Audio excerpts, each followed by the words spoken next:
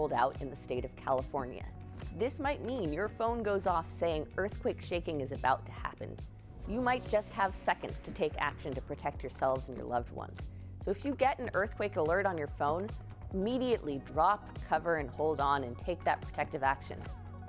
This alert is a new tool to help keep you safe. The Emergency Management Department has a website with a lot of great tips and advice and handouts that you could print at home about earthquakes. Go to emergency.lacity.org for more information about the Great Shakeout exercise and ways to prepare yourself, your family, and your neighborhood.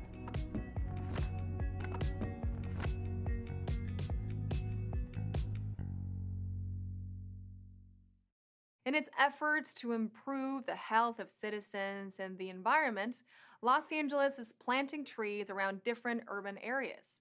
Council District 13 recently planted 69 trees in its neighborhood, providing its residents with a greener, healthier, and more livable space.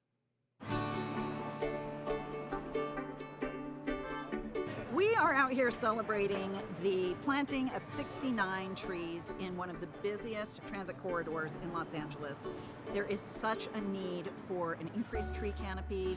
We want to give people some shade so they can walk to transit more safely, more comfortably, and we want to reduce that urban heat island effect so that it will really benefit all the residents living here. There's a scarcity of trees. We need them for the environment, for our health and well-being. So this is a really important project. We have 69 trees going in, and most importantly to me, we also have the maintenance secured to keep those trees alive through their establishment period so they can really thrive. Oftentimes, trees are put in, people walk away, and they can't sustain themselves. My parents have opened up a small business around the corner, and they have operated that store for more than 10 years. So I am very familiar with this stretch of Los Angeles, and we are so delighted and excited that it's going to be transformed into a more of a beautiful piece of public space for all to enjoy. And also, I'm a father of a 2-year-old daughter, and I recognize the importance of having just safe crosswalks and sidewalks and bus benches to enjoy, so that when we take a stroll, we're not tripping over anything. And also, when we're taking public transportation, we feel that it's safe and clean for everybody. This is helping to fulfill a vision for livability that has been developed for this corridor over the past several years.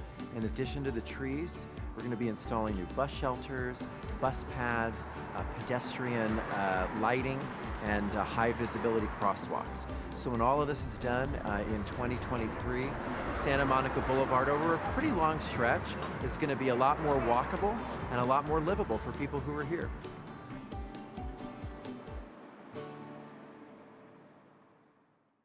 Later in the program, we'll see what other projects the city is undertaking to improve the lives of Angelenos, particularly those of the homeless population. Following the damage caused by the illegal firework explosion in Council District 9 last year, many families saw their homes severely affected. Channel 35 was on site at the Silva family home to see how the recovery is coming together. Check it out. Gathered in the aftermath of that catastrophic explosion, explosives that were found among a large amount of illegal consumer fireworks.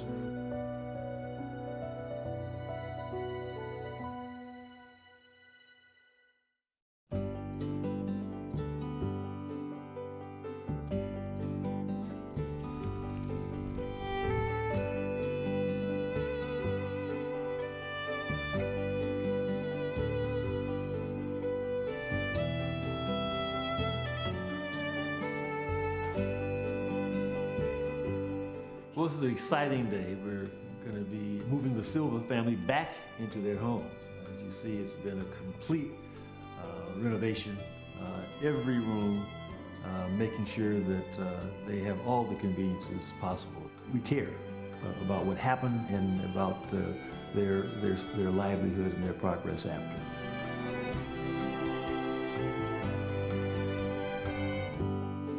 The commitment level of CD9 was outstanding, and they turned it from just a rehab to a full remodel. It's very tragic what happened, but I feel that this is almost like a new beginning. Waking up every morning, coming into work, into a clean, beautiful space is a whole life experience.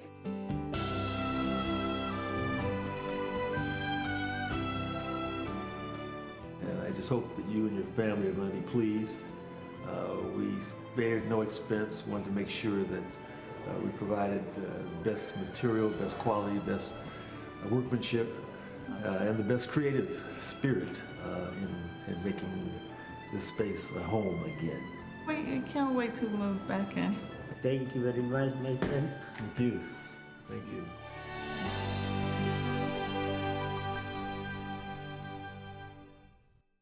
In our feature story this week, our own Maria Hall Brown sits down with LA County Supervisor Hilda Solis. She discusses the work underway to combat the homelessness crisis and talks about the specific projects currently aimed at providing housing to those in need.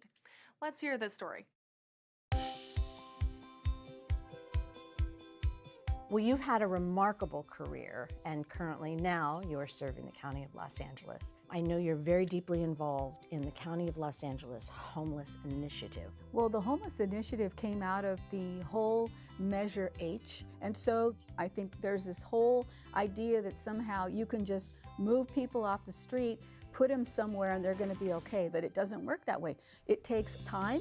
It takes mental health teams, treatment teams, health practitioners who can also help us and do some of that work out on the street. And that's one of the things that I'm really excited about, because now that I represent all of Skid Row, we're going to have a plan to address what is happening on Skid Row, working with all the services, including the City of LA, so that we can actually get people off the streets so that they survive, they can heal, and they can receive the just dignity and respect that they need. It's been about 18 months since you opened the Hilda Solis Care First Village. I mean, that's a success story. I think it's a game changer for a lot of people. I had no idea that we could transform containers that you see in the ports of LA and Long Beach, that they could be converted into homes. When I first thought of it, I thought, oh no, that doesn't sound realistic. But when I saw some models of what they could do, I thought, you know what? This is acceptable, because you can split the container in half and still have room for a unit, one unit to house one person that would have their own restroom, their own shower. They even went as far as to put a dog park on the property. Aw. You got to see it. It's phenomenal. It's just phenomenal.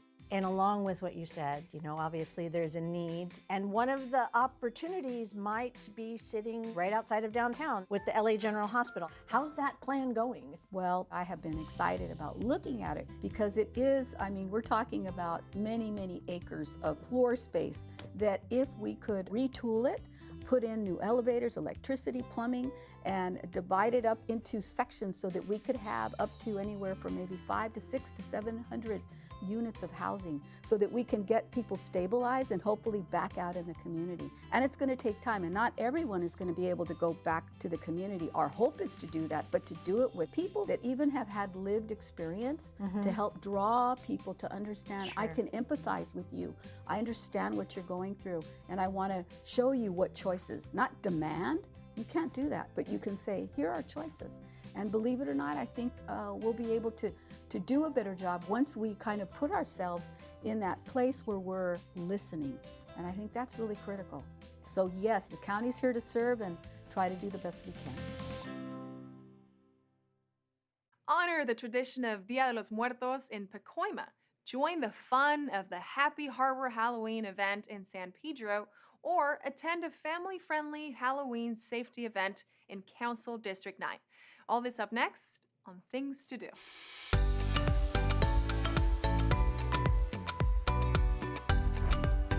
Dia de los Muertos is a time when we get together to honor and remember our loved ones who have passed. If you want to spend time connecting with this tradition and celebrating with your community, you may want to check out Councilwoman Monica Rodriguez's Dia de los Muertos celebration in Pacoima. The weekend before Halloween, join the residents of Pacoima in a free event open to everyone, where you can stroll around and admire community altars, enjoy delicious food, dance and sing along to live music, and much more.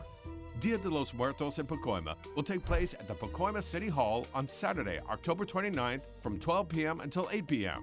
For more information and details, visit cd7.lacity.org/events.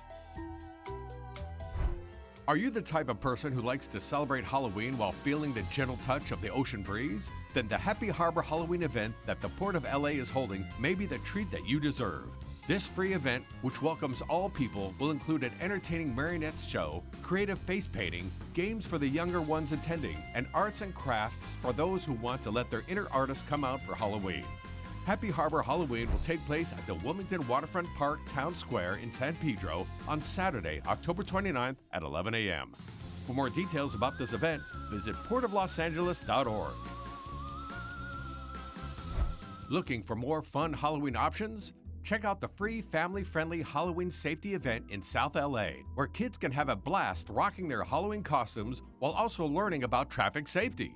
Children will be able to enjoy a wide range of activities at this event: face painting, trick-or-treating, music, and a chance to learn about bicycle and pedestrian safety. But there's more, because one lucky winner out of the first 400 people who register for this event will win an Apple iPad. The free family-friendly Halloween safety event is sponsored by Councilmember Curran Price. It'll take place at the Automobile Club of Southern California on 2601 Figueroa Street on Sunday, October 30th at 1 p.m.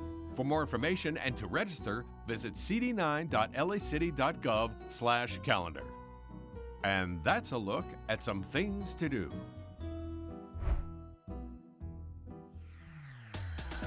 And that's it for this edition. I'm Natalia Bilbao, and from all of us here at LA This Week, thank you so much for joining us. A reminder that you can catch us online at lacityview.org, and we're also on Facebook, Twitter, and YouTube. See you next time for more LA This Week.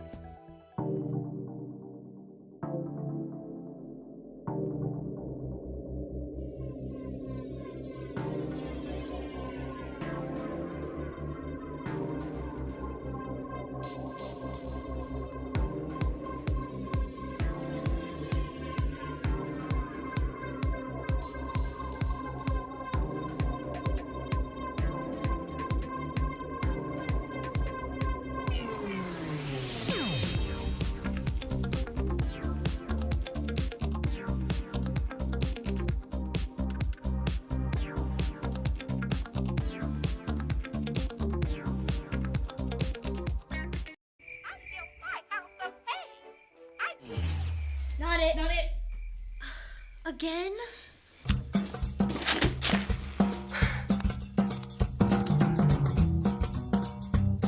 Hey, Dad.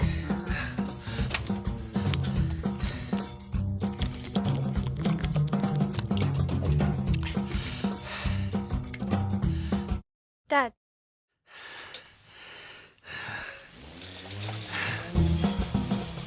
There are other ways of saving money and energy around your house. Did you know that LADWP is now offering cash rebates for you to retrofit your home to be more energy and water efficient? It's good for California, and it's good for Dad. Let's make California a better place to live, starting with our homes. To get your rebates, go to www.ladwp.com/save. Not it. Not it.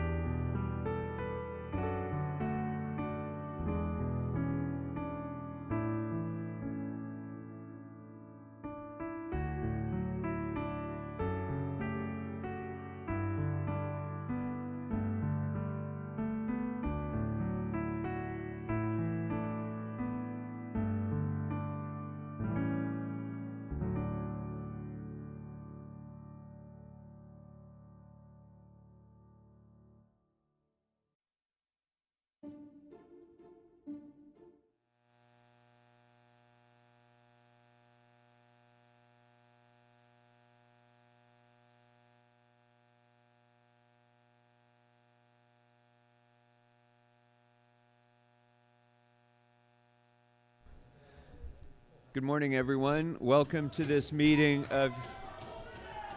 Okay. So I'm going to announce this now. This meeting is not going to be disrupted. We are going to conduct this meeting, and the action that we need to take today is going to go forward. So I'm warning the members of the public who are blocking the aisle now, you will need to clear that aisle. So I am warning you now, clear that aisle so that we can take public comment. We are going to proceed with this meeting. I'm going to ask you to take your seats so that we can proceed. All right, Madam Clerk, as permitted under Assembly Bill 361, public comment can be taken via teleconference. We will be taking public comment both over the phone and in person. And to the members of the public who are blocking that podium, I am taking public comment from that podium, so you will need to clear it in order for us to take public comment. I'll announce a recess if we have any technical problems taking comment by the phone. Madam Clerk, please call the roll.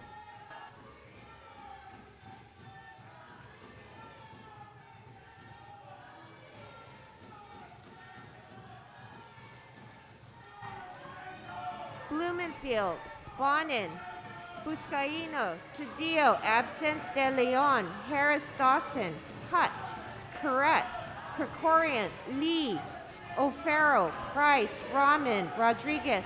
12 members present and a quorum, Mr. President.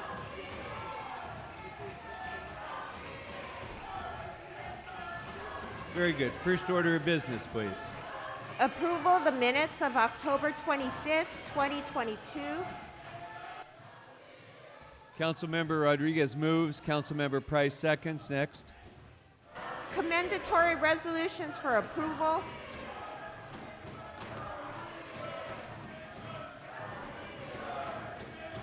Councilmember Hutt moves. Councilmember Bonin seconds. Next.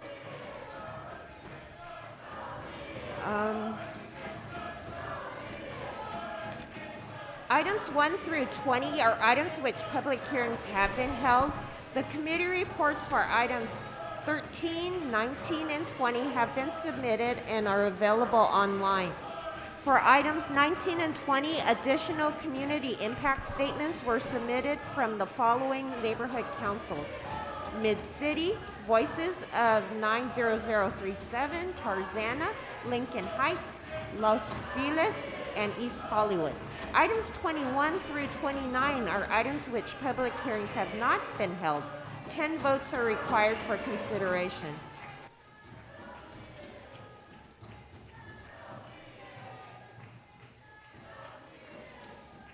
Okay, without objection, those items are now before us. Are there any specials? Mr. O'Farrell. Thank you, Mr. President. Item 14, special for remarks, and I'll have another one in the next batch. Thank you. Okay. Any other specials, members? Mr. Bonin. Item 21 for a separate vote, please. Okay. Mr. Buscaino. Thank you, Mr. President. Item 18 for a separate vote, please. Mr. Buscaino, 18. Ms. Rahman. I have two specials, or one amendment. For item 27, I'd like to move to adopt the CAO's recommendations. And for item 28, I have an amendment that City Attorney will be reading into the record. Yes. Thank you, Ms. Rahman.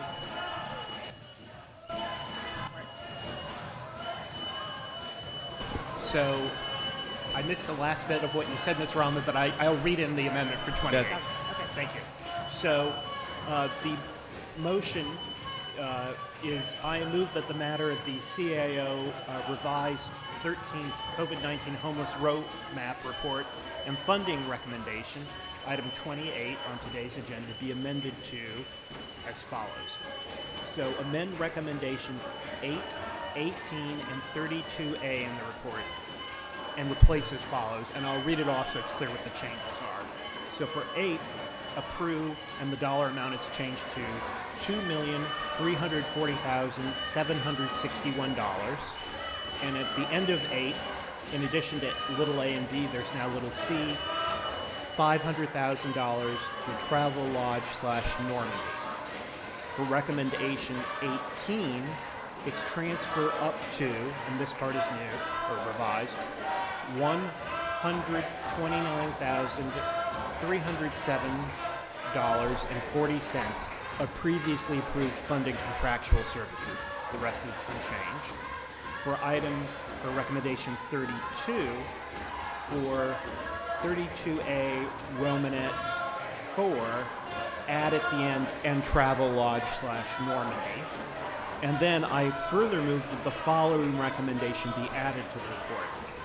So add 36, rescind the approved recommendation number 18A from the 12th Homeless Roadmap report dated August 5, 2022, which is Council File 20-0841-S25.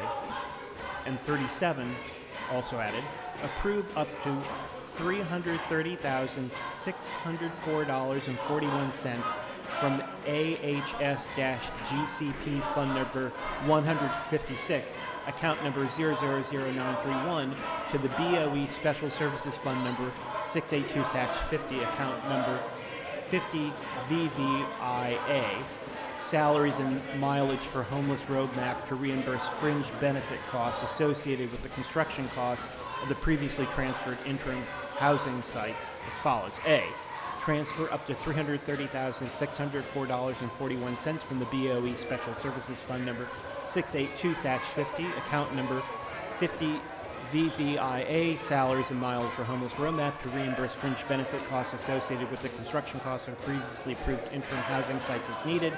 And B, authorize the controller to appropriate up to $330,604.41 from the BOE Special Services Fund Number 682-50, account number 50 VVIA, salaries and mileage to BOE Fund Number 100/78 RCSRC 536101 as needed to reimburse Homeless Roadmap costs for roadmap technical support services needed. And I believe the second is Mr. Bonin.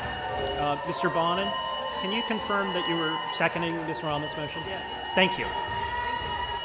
Just for clarification, so Mr. Bonin is the seconder for 28.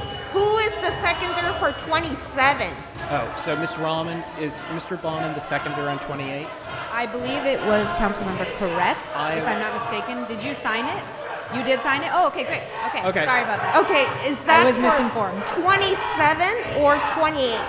28. 28. Okay, and for 27, there, Councilmember Rahman, we need a seconder. For moving to adopt the CAO's recommendations? Yes. Second. Thank you, Mr. Bonin.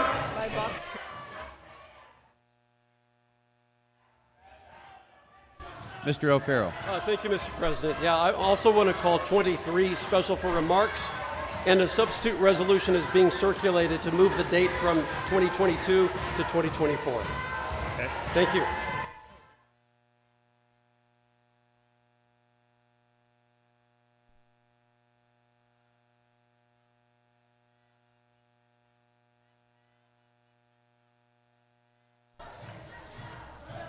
Mr. Harris Dawson, did you wish to call item 20 special as well? Yes, thank you, Mr. Chair. Okay. Item 20 is the motion to censure the three members, Ms. Martinez, Mr. De Leon, and Mr. Cedillo, which is a matter that we will be voting on this afternoon. So we'll be needing to take public comment on those matters as well.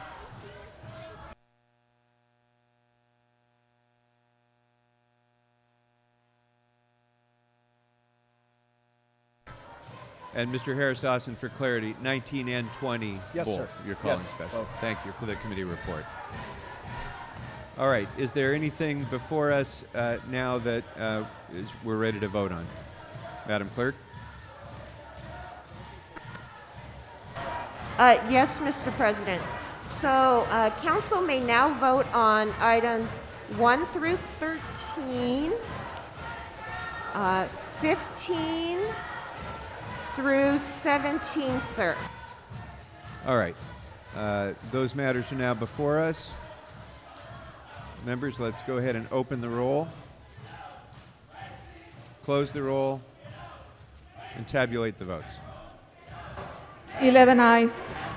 And for the record, sir, the ordinances for items 1 through 4 are held over 1 week to November 2nd unless reconsidered with 12 members present. Okay. Very good. Thank you. So, do we have cards, Madam Clerk? There are general public cards for in-person and for via telephone. I am not sure, but however, I may read. May I read the phone-in instructions, sir? Yes, please. As indicated on the agenda, members of the public wishing to offer public comment should call 669-254-5252 and use meeting ID number 160-535-8466 and then press pound. Press pound again when prompted for participant ID. Once admitted into the meeting, press *9 to request to speak.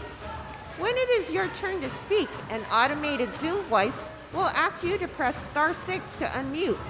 Let me repeat, call 669-254-5252 and use meeting ID number 160-535-8466 and then press pound.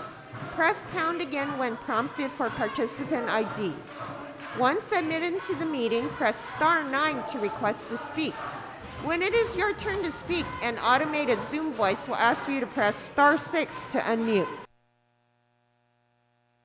So for members of the public calling in, when it's your turn to speak, please state which of the agenda items you'd like to speak on. You have 1 minute per item to speak, up to 3 minutes total, and 1 minute for general public comment if you wish.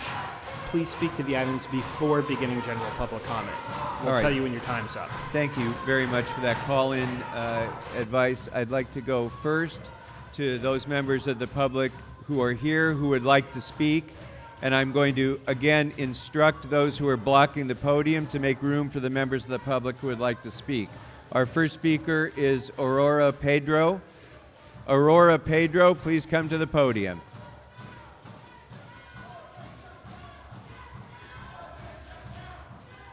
Okay, to the members of the public, I'm going to say this. Yesterday we demonstrated that the work of this council will not be deterred by distractions or disruptions. And I want to, again, thank the members of the council for enduring a very uncomfortable and difficult meeting yesterday, but we showed that we will get the work of this council done, and it will not be disrupted. It will not be disrupted today either. So I'm going to instruct the members of the public who are standing in the aisle to take your seats so we can begin public comment.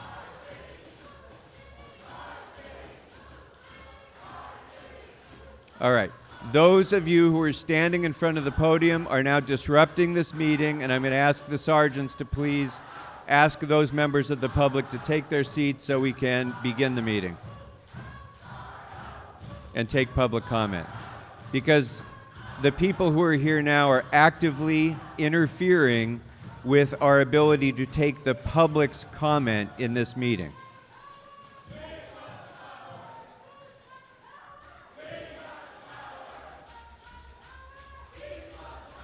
Again, I'm going to ask you to take your seats so we can begin taking public comment. All right. Sergeants, can you please ensure that people have access to the podium so we can begin taking public comment?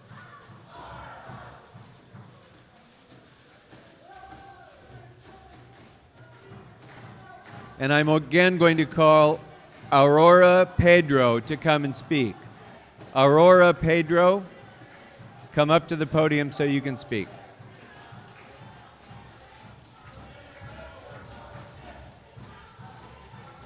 All right.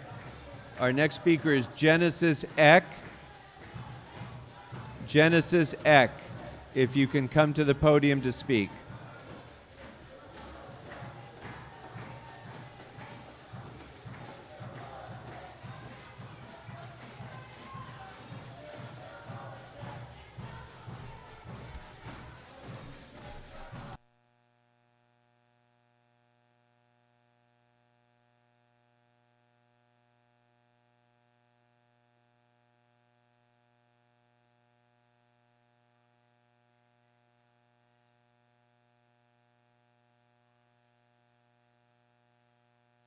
So to the members of the public who are waiting to communicate to the council on the telephone, I apologize for the brief delay. I know that we have now adopted a hybrid system so that you will have an opportunity to comment, but still there's a significant disruption by a small number of people who are interfering with the public's right to speak right now. And so if you can just hold for a moment, we'll try to take comment as quickly as we can.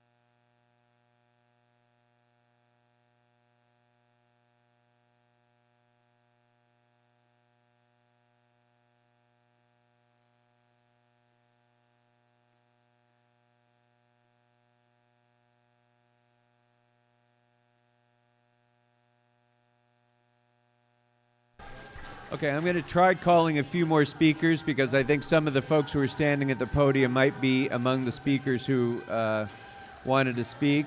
Odelia Romero. Is Odelia Romero here? Please raise your hand. Okay. Michelle Hope Walker. Ms. Hope Walker, can you come to the podium, please, to speak? Okay. Those of you who are in the aisle, please clear it for Ms. Hope Walker. Clear the podium for Ms. Hope Walker, please.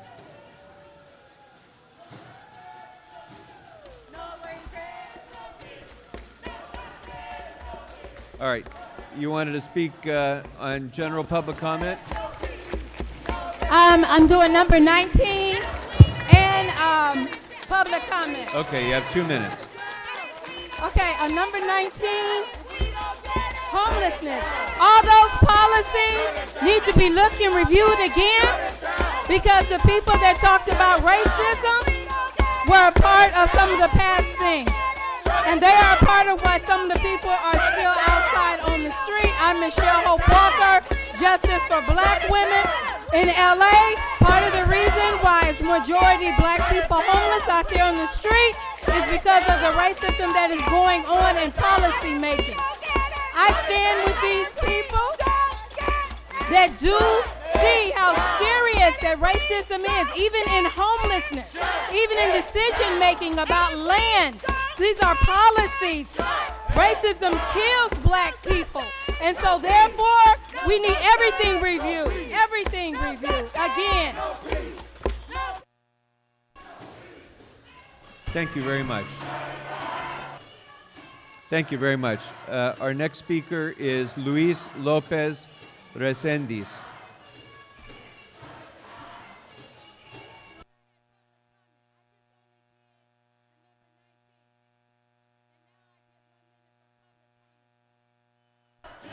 Ms. Hope Walker, I'm sorry, you have another minute. Go ahead. Thank you. Thank you. Go ahead, Ms. Walker. And thank you, Paul. I do like how you did say you're going to stop excusing him. I do like how you did say you're going to look at policies to see how you can push him out. I do like that. I do like seeing Corin where he is. Again, on policy making, people still need to be more sympathetic to homeless. This racism issue is very serious. As a black woman, I have to deal with racism all day long. I understand why they want to shut the meeting down, because that's how serious it is. Black people are dying and other races are dying from racism. People are in jail from racism. You all are policy makers. We depend on you to help stop racism. We need you to help stop racism. Kevin and Gil, resign now. Resign. I pray for all of you all. I pray for all of you all. Thank you, Ms. Hope Walker.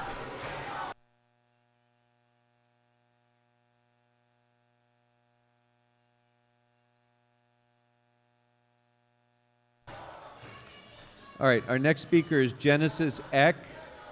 This is the second call for Genesis Eck. Come on up to the podium.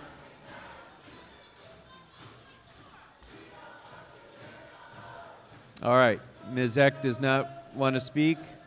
Let's go to Isai Pasos next. And if you wish to speak, go ahead and sign up in the back at the kiosk, and we're going to be closing that shortly, so if you wish to speak, sign up now.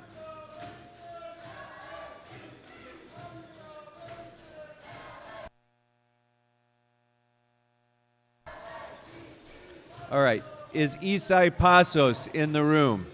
Please wave your hand so I can see you. Isai Pasos. Is there an Isai Pasos in the room? I do not see Isai Pasos waving, so we'll move on to the next speaker.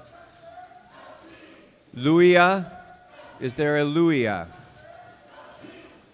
I don't see anyone approaching the podium or waving their hands, so we'll move on to the next speaker. We'll try again, Luis Lopez Resendiz. Wave your hand if you're here. I don't see any. Move to the next speaker.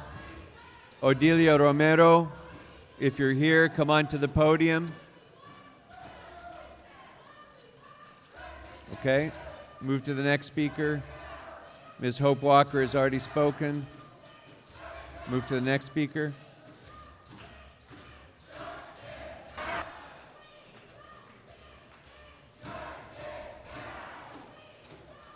Andrew Grabner. Is Andrew Grabner here? Come to the podium and speak. This is your opportunity. Okay, I see none, so we'll move to the next speaker. Megan Wiles. Megan Wiles, if you're here, raise your hand so I can see you. Okay. Philip Salata. Is Philip Salata here? Okay, if you're here and you haven't been able to make it to the podium, just wave your hand so I can see you. Okay. Oh, and the final speaker who I'll call is Donald. Donald.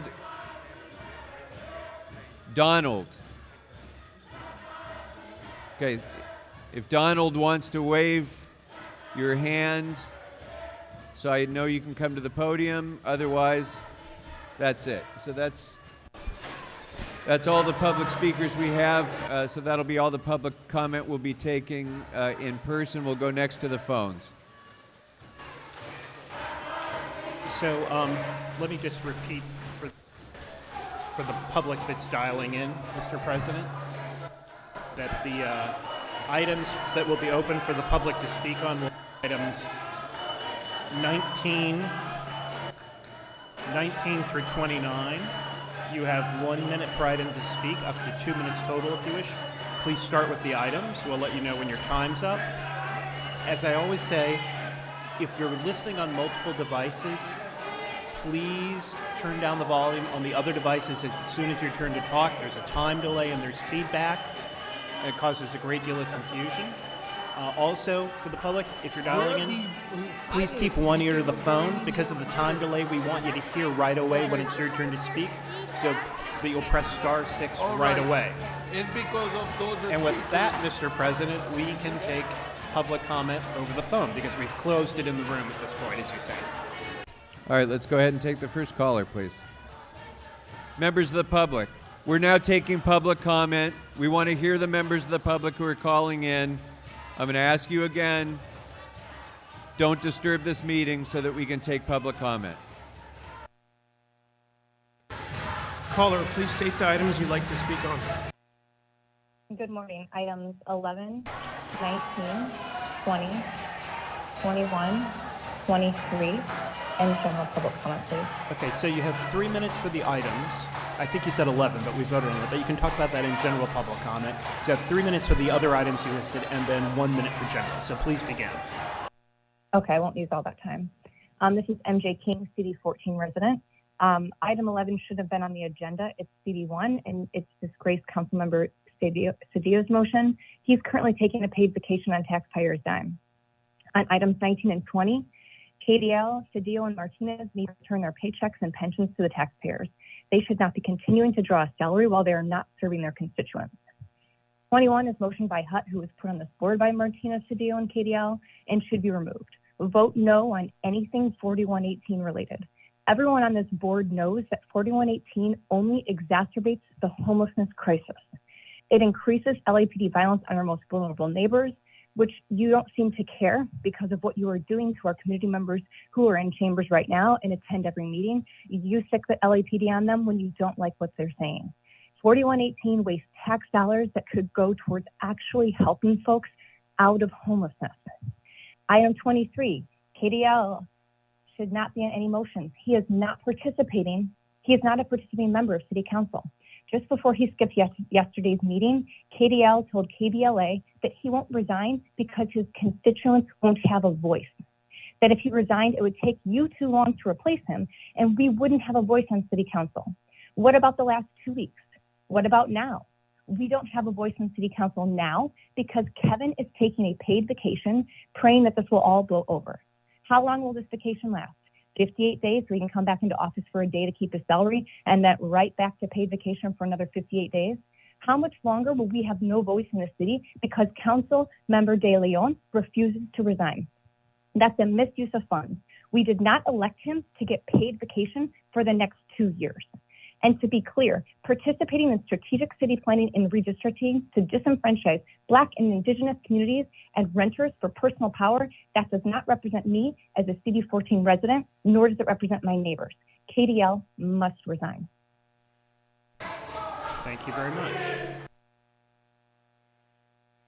I assume you're done? Next speaker, please. Caller, please state the items you'd like to speak on.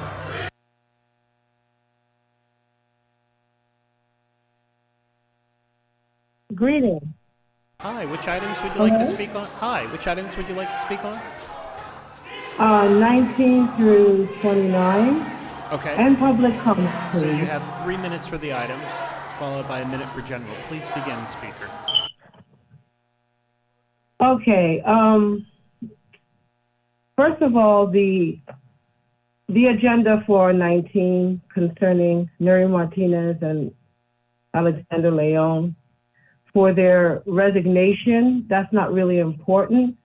We need to govern ourselves. We see that 15-member council, over 4 million people, is not working. We need to govern ourselves and build housing. Right now, 4118, you have designated Leimert Park, Rancho Cienega Park. This is Agenda 21. Lafayette Park, Jim Gilliam Park. Where are you going to put them? You don't have the places of where you're going to enforce these locations. I think it's about 13 of them. And you don't have the location of the shelters you're going to place them in. Are you just going to sweep them, sweep people up in midair? Can we make it make sense? Okay, so this is Hutt and Buscaino. Buscaino and Hutt, I don't know your past involvement with homelessness, but this is a horrible agenda without a solution to it. Okay, so again, govern yourselves. The people, our protesters, that are adamant and speaking on some of the voices of LA. Yes, we're tired of this governance, but take that energy and start writing our own plans. Govern yourselves. Govern yourselves. I want to go to the neighborhood council who submitted a community impact statement for 18 shelters for the homeless. Is very vague. Shelters for the homeless can be identified with the golf courses, creating temporary shelters, but you are blocking progress by not showing up, not coming up with a plan. Each 15 of you have been elected officials. You work for us. We elected you to represent us. We know how you feel about us behind closed doors, but at the end of the day, you still have to produce tangible evidence to reduce homelessness. Now, $150 million, again, LAHSA, the Los Angeles Homeless Service, is sent back to HUD. That should be used for all of these housing projects and to build shelters right now. You have Black homeless families right now that are on a waiting list, while other people are literally getting Project Room Key, Project House Key, whatever program that you want to put out there, but come up with your own plan. Work with the constituents who are submitting plans to you. That's the least you can do, whether you want to resign or not. You want to slide and glide, Alexander Leon, and that's why we want you to resign. Nobody wants an elected official that's going to be half-assed. You owe it to us because we give you our vote.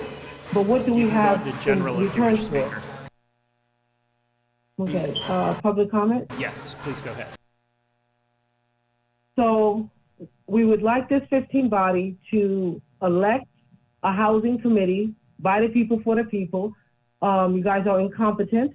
You don't have a plan of your own, each of you. We want you in 30 days to submit a plan of action for the sweeps that you are causing at relocating from 4118 for these 13 locations. We need emergency shelters. You need to cut the check, Black service providers and homeless people. Anybody intelligent, please, somebody raise your hand and do the job. But we need you to write a plan of action. LA City Council, this is a deplorable display of governance, and we ask you to do better. Inevitable, we request for you to return the $150 million to build permanent housing for Los Angelinos.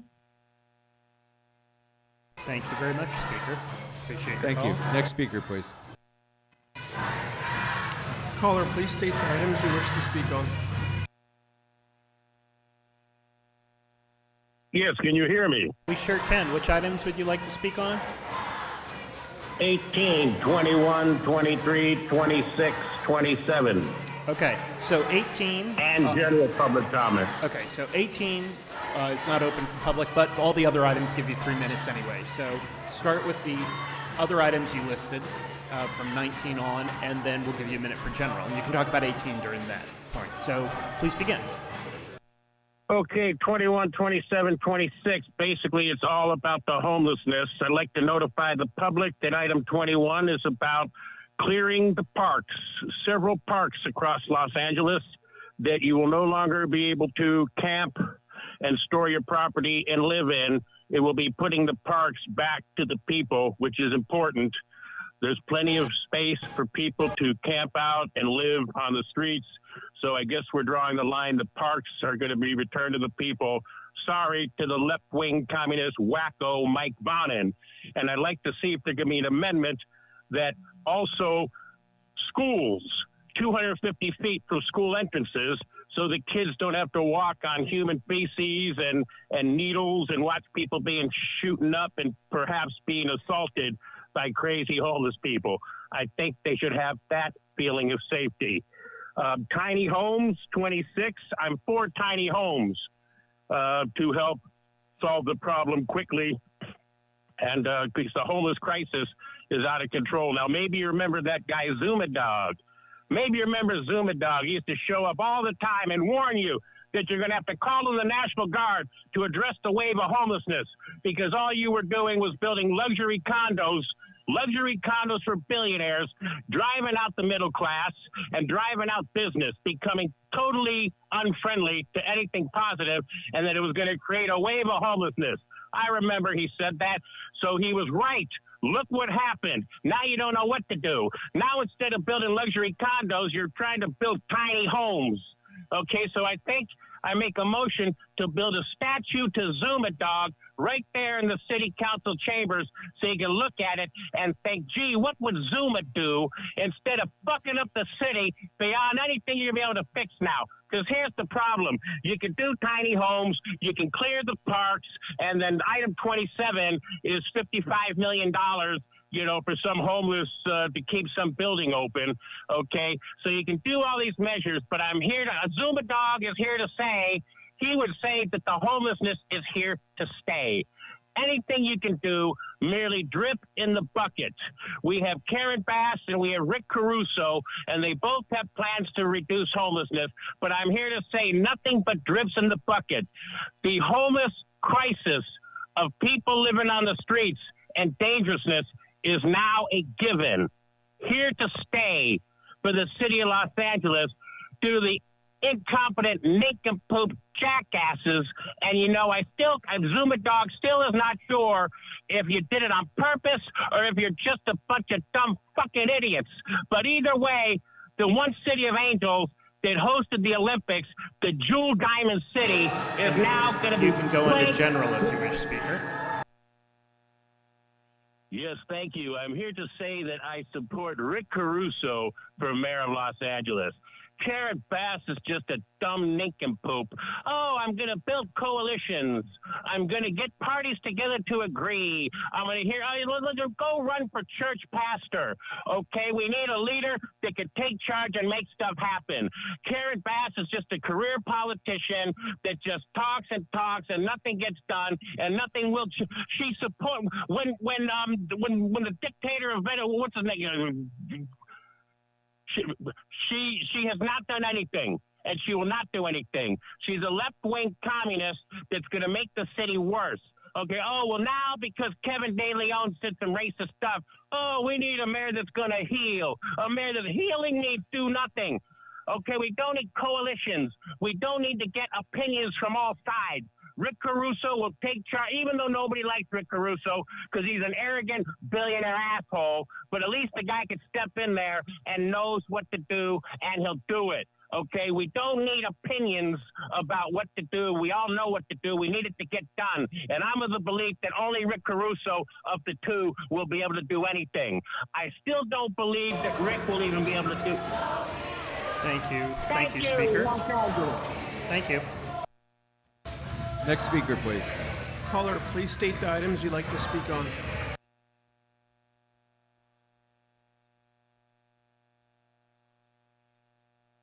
Yes, can you hear me? We sure can. Which items would you like to speak on? Oh, you're hard to hear right now. Can you get a little closer to the mic? Yes, Okay, I think he said all the items you want to speak on in general, so we'll give you 3 minutes followed by general. But please try to get closer to your mic. You're in a better location. You're a little hard to hear. all right, how about now? That's better. Please go ahead. Wonderful, thank you. First of all, welcome back, Zuma Dog. And you're right, there's one man for this city, and that is Rick Caruso. In regards, first of all, I want to go to item 19 and 20 because, you know, we need to censor and we need to condemn. But the thing that really kills me is when I see it's a failure to conform and meet the highest standard of personal and professional conduct. You know, I've been going to city council since 1989, and I have seen almost all of you say the wrong thing at the wrong time, but nobody's caught it on a microphone. So, especially Mr. Bonner, and you remember when you were out in the San Fernando Valley, I think it was the last meeting we had out in the San Fernando Valley, and the words you were saying as you were walking into Van Nuys City Hall, I remember it. It was very offensive. So all of you have done it at one time or another, but it's time to heal, and it's time for us to move forward. Again, Ms. Martinez, I'm glad you're gone, but the city attorney there is still there, and when he's there, you're still there. But we need to make sure that we don't punish Ms. Martinez's staff, her staff, even though I had conflict with her and we did not like each other Her staff was always kind, considerate, and always very informative. So I want to thank her staff for doing that, because they should not be punished for what she did. And I ask the residents of the 6th district, please, you're in the 6th district. The last two prior councilmen rolled 6s for you. Don't roll another 6 by electing somebody from their group. Please, you have some good people in the 6th district that can represent you. Get away from the Martinez and the former councilman before her. Stay away from that group, and let's find somebody good for the 6th district. May I move on to public comment? Absolutely. Please begin. First of all, I want to thank the police officers for the way they've conducted themselves in making sure that they're, not engaging, and they're trying to respect the speakers who have come to the council chambers. There's no way I want to see you folks, the officers, get hurt or injured. And so, again, I want to thank them for what they're doing. But again, I'm just going to repeat what I've said before and what Zuma Dog said. The one man, the one person that is perfect for this time in history for the city of Los Angeles is Rick Caruso. Thank you. Speaker, thank you. Mr. President. Next speaker, please. Caller, please state the items you'd like to speak on.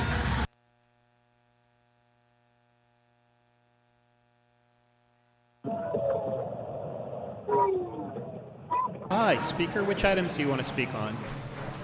All of them. Okay, so you have 3 minutes for items 19 through 29. Please begin.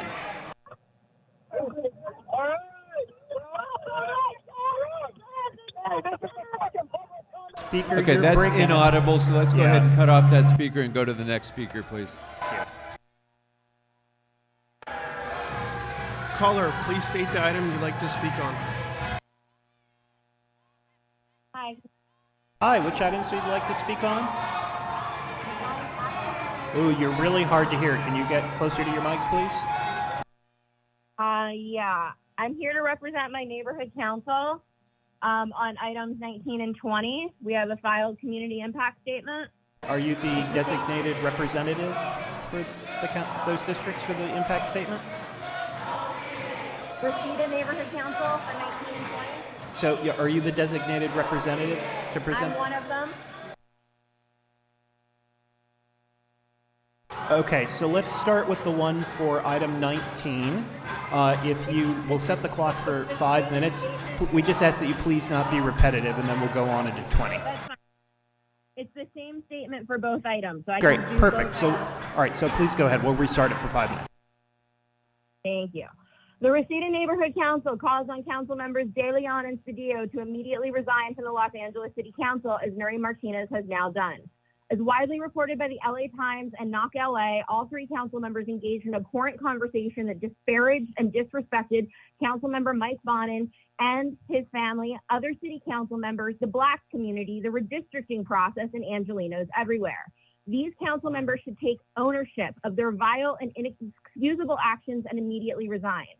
While resignation will not begin to repair the damage that has been done to our city, it is the first step in showing true accountability and remorse.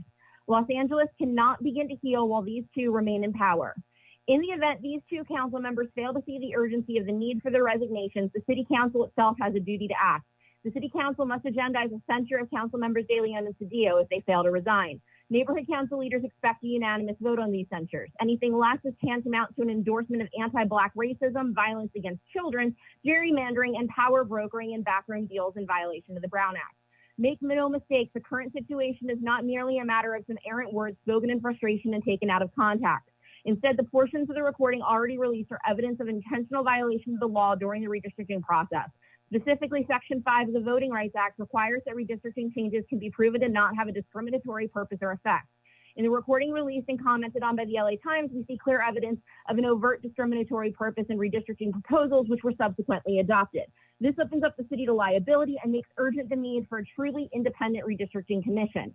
We also believe that the city council desperately needs expansion. We're the most underrepresented city council in the entire nation with a constituent to representative ratio of 260,000 to 1. This concentration of power in too few hands drives the favor brokering and horse trading on display. Angelenos desperately need diverse representative government, not those who cling to racism in justification for their policymaking. Our community of Reseda was one that these three despicable villains recommended to chop up and put in the blender via their specific intent of harming Council District 4. We are a diverse, lower-income community of color, and it sickens the people of Reseda how little regard for our community was on display in these recordings. There are multiple examples of discrimination on display that day. Councilmember De Leon compared an adopted Black child to a luxury handbag. Councilmember Martinez disparaged the indigenous Oaxacan community in Koreatown, saying, "I see a lot of short little dark people employing stereotypes used against Oaxacans in Mexico and in the United States." It was like, I don't know where these people are from. I don't know what village they came from. Martinez said before adding tan feos, they're so ugly. Councilmember Martinez called Councilmember Bonenson a racially charged slur and expressed that his kid needs, quote, a beatdown regarding his excitement at participating in an MLK Day parade. Councilmember Martinez said the district attorney Gascon should expletive himself and give the reason why is because he's with the blacks. Throughout the released recordings, there is a deep vein of anti-Black racism that pervades all aspects of the discussion on redistricting. However, seemingly no group was spared their bile with comments that were anti-Semitic, anti-Indigenous, homophobic, anti-Armenian, and colorist that occurred throughout the entire conversation.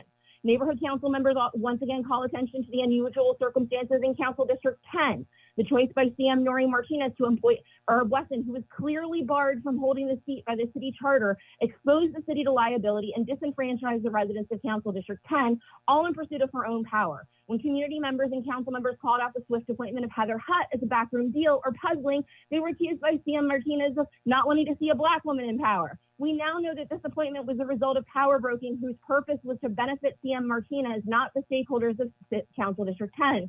That CM Martinez would wield identity politics to create divisive chaos in Council District 10 to hide her backroom deals is fiduciarily, morally, and ethically reprehensible. That's not the leadership Angelenos deserve. The behavior evidenced by Nuri Martinez, Kevin De Leon, and Gil Cedillo would never be tolerated at the neighborhood council level. Neighborhood councils are required to both adhere to a code of conduct and take anti-bias training as part of our service. We believe city council members should lead with their behavior rather than becoming a national mockery. The rules around our decorum and training are clear, equally clear as the double standard that exists for members of the city council. Sam Martinez has also limited public comment at City Hall in a way that's never before been seen and would never be tolerated by neighborhood councils. She frequently takes the bare minimum of comment allowable under the Brown Act, even when an issue is important or contentious.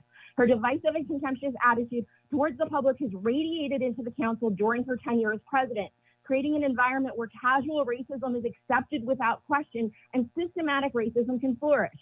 An example of this is when a Black man disrupted the August 10th, 2022 City Council meeting by merely shouting. Councilmember Buscaino flippantly threatened to call DCFS on the man to remove his infant son. The contempt for public comment also affects neighborhood councils. In a community impact statement town hall earlier this year, Councilmember Martinez promised the neighborhood council system to Speaker, continue we've hit the end of the 5 minutes, so we're going to move on to the next person. And the last thing is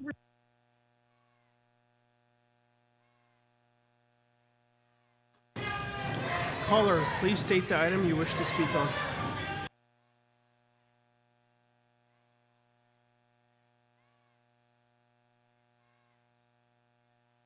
Hi there, I'm speaking on items 19 and 20 with general public comment. Sure, so you have 2 minutes for the items, followed by a minute for general. Please begin.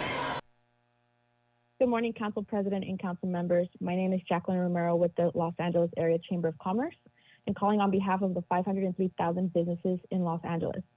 The Chamber and its members strongly condemn the actions of Nuri Martinez, Kevin De Leon, and Gil Cedillo and call on Council members Kevin De Leon and Gil Cedillo to follow the lead of former Councilmember Martinez and immediately resign in order for our city to begin to heal. Racist, anti-Black, anti-LGBTQ, anti-Semitic, and anti-Indigenous views have no place in our politics or in the halls of power and must be rejected. We must hold our elected leaders accountable for their actions and words, and we hope to rebuild the public's trust in our local government. Council members Kevin De Leon and Gil Cedillo clearly have failed to adhere to the highest standards of professional and moral conduct demanded by our city leaders. Their statements and failure to intervene or object during the meeting contribute to the continued proliferation of racism and betray the public trust. They lost their credibility and have undermined their legitimacy to govern and therefore must immediately resign. If the city is to move forward and heal and truly build a city that is thriving and inclusive of all, it must do so with new leadership in Districts 1, 6, and 14. Thank you. Thank you very much. Did you want your general public, or are you done? Sounds like you're done. Okay, we'll move on to the next person.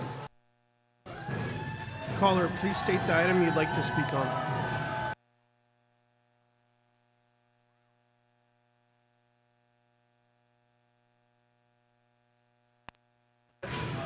Caller with the last 4 digits, 0716. Please press star 6 to unmute.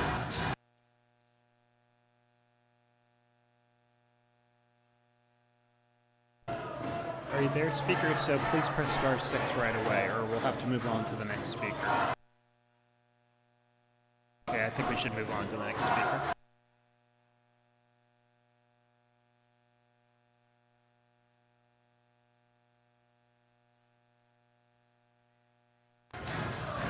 Caller, please state the item you'd like to speak on.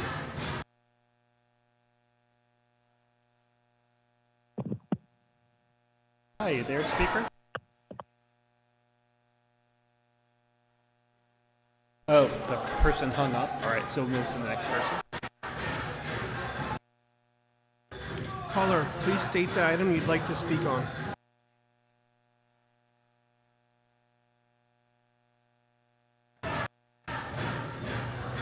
Caller with the last digits, 6067. Please press star 6 to unmute.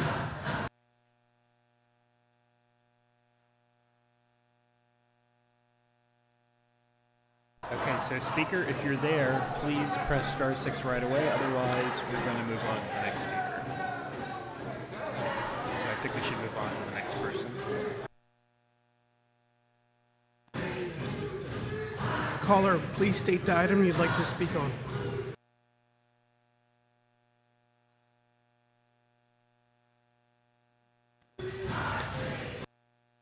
Are you there, speaker? Yes, I would like to speak on items 19 and 20. Sure, so you have 2 minutes. Please go ahead. Okay, my name is Pamela Marquez. I'm co-founder of Concerned Neighbors of El Sereno, the El Sereno Royal Playground Vecinos. I'm a 50-year resident and homeowner, as well as business owner in El Sereno. As you know, CD14 has had its share of problems with representation in our district. Our last council member was arrested and indicted in 2020 on federal corruption charges. I do not wish to see our council district disrupted again. I urge the council not to disrupt our council district yet again. Do not disenfranchise us again. I urge you not to succumb to pressure from outside groups or entities who are calling for his resignation. They do not know our district or our issues. Listen to the actual constituents of CD14. I urge the council to allow Councilmember De Leon to actively remain on the council without censure and restore his committee assignments as appropriate so he can continue to serve our community for his remaining term. Any action taken for or against Councilmember De Leon should be made at the voting booth by the constituents of CD14 and not outside entities. Thank you.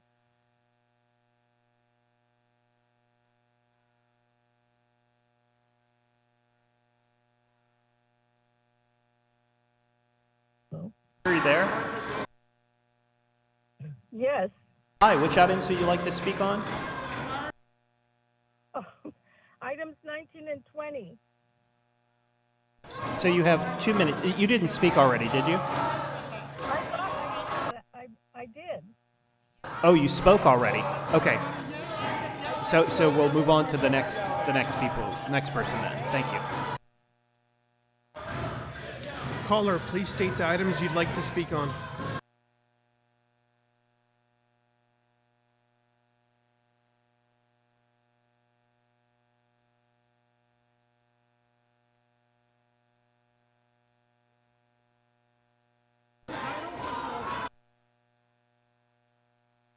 Good morning, LA City Council. Am I allowed to speak?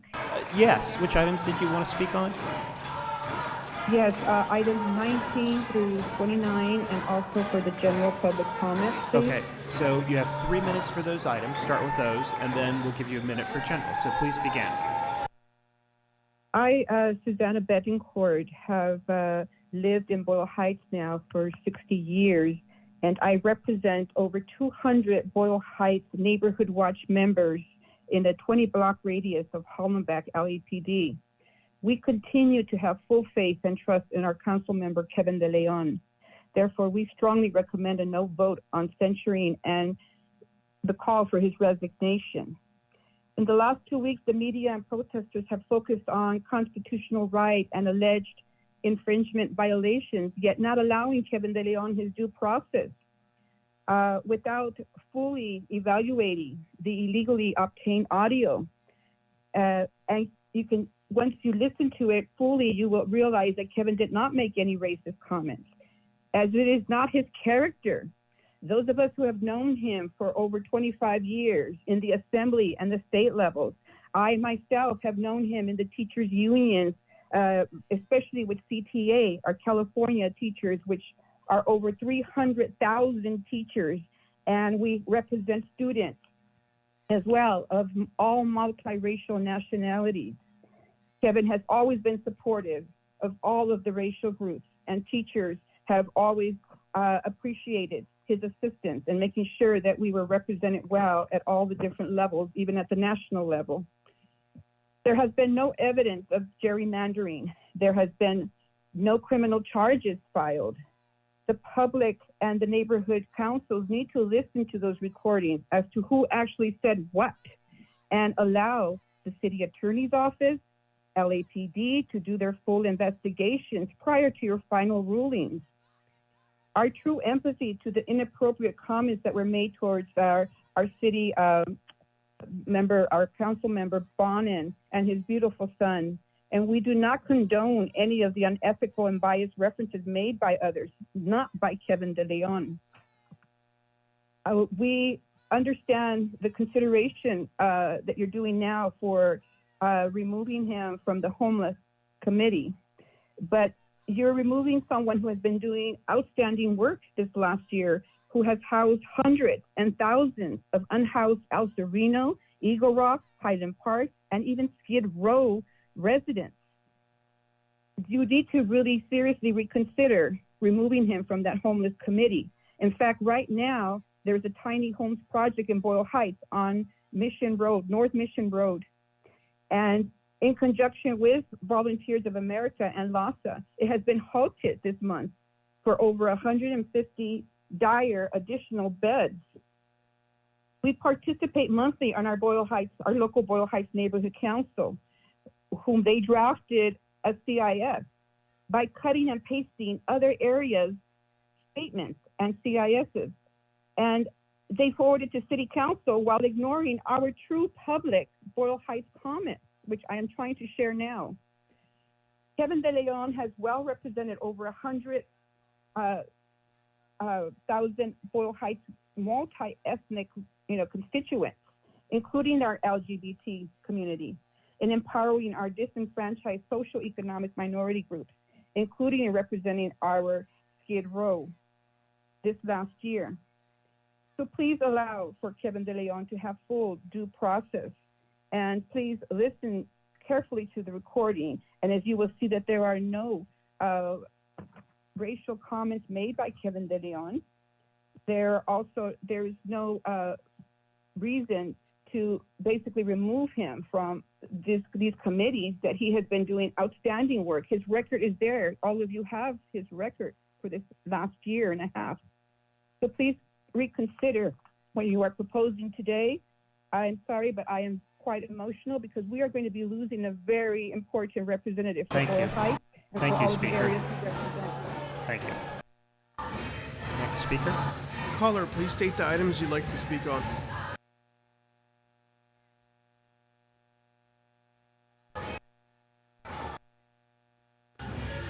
Caller with the last four digits, 3866, please press *6 to unmute.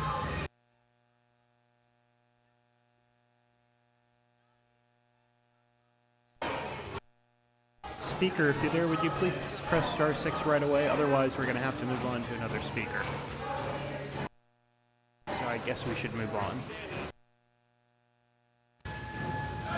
Caller, please state the items you'd like to speak on.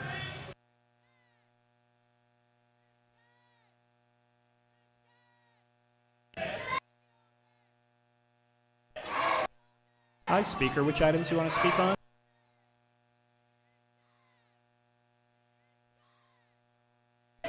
Speaker, are you there? All right, I think we ought to move on to the next person. They're not responding. Next speaker, please. Caller, please state the items you'd like to speak on.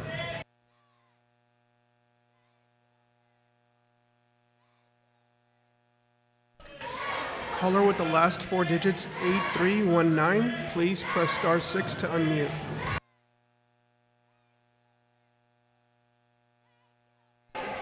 So, Speaker, if you're there, please press *. Yes, this is Ted Trimban speaking from District 14, items 19, 20, 21, and public comment. Great. So you have 3 minutes for the items, followed by a minute for general. Please begin. As far as 19 and 20 go, censuring is not enough.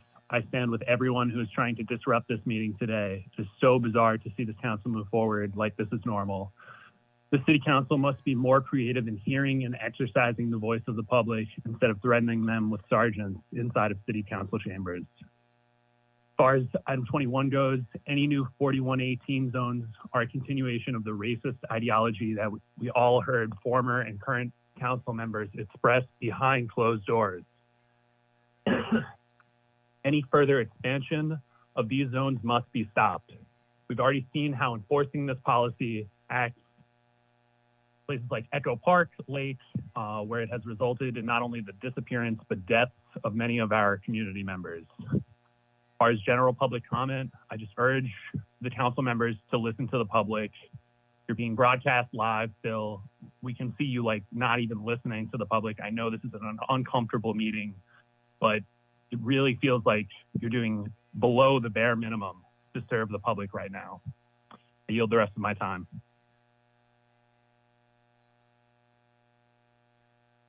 Next speaker, please. Caller, please state the items you'd like to speak on.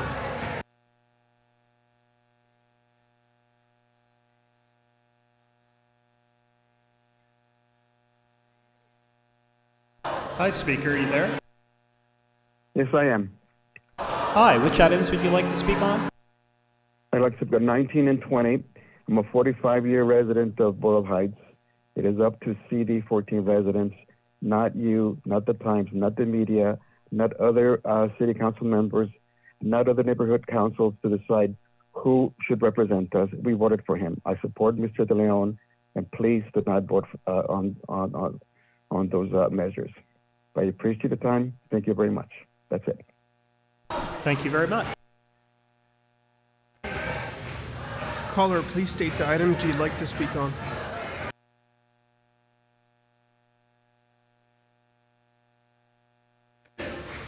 Caller with the last 4 digits, 6485, please press *6 to unmute.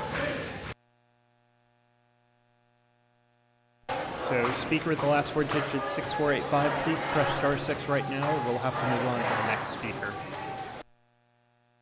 I guess we should move on.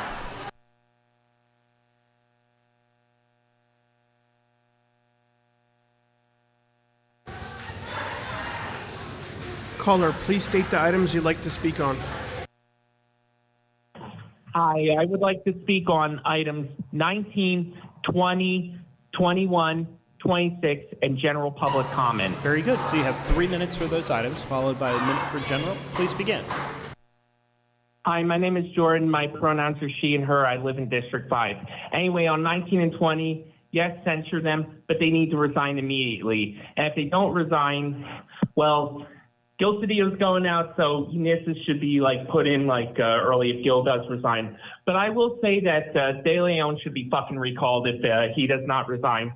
On 21, but 4118. As an autistic transgender woman, I've had a lot of trouble living on the streets and I've had a lot of trouble with homelessness. maybe if we could take money away from the bloated fucking LAPD budget and put it towards actually housing the homeless or putting us in vacant habitable units, that would be a really good idea. On 26, tiny homes. Yes, that can be a temporary solution, but we can't make it permanent. We can't turn it into permanent housing for the homeless because that's just not like a viable solution. And you're going to have some poverty pimps like Urban Alchemy running it with an iron fist. Now on to my general fuckhead bobble. Sure. Okay, so I've talked enough about Cedillo and De Leon, but I'd also like to talk about Perez. As a vegan and animal rights activist, I am ashamed that he's claims to be an animal rights activist. And fuck John Lee as well, and fuck Joey Buckets, who makes me ashamed to be Italian. In fact, fuck all of you except for Nithya and Mike Vaughn and maybe sometimes. Lick my cunt and choke on it. I yield my time. Fuck you. Next speaker. Caller, please state the items you'd like to speak on.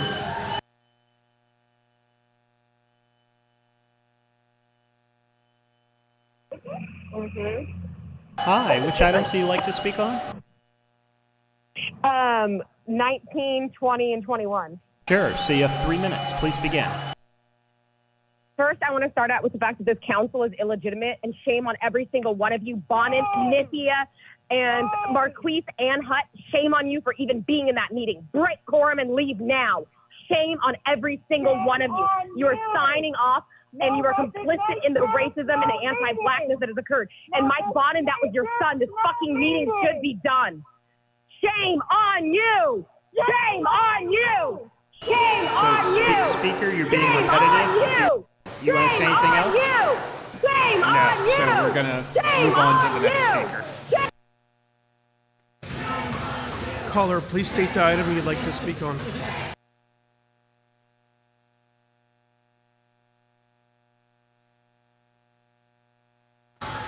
Caller with the last 4 digits, 5751, please press star 6 to unmute.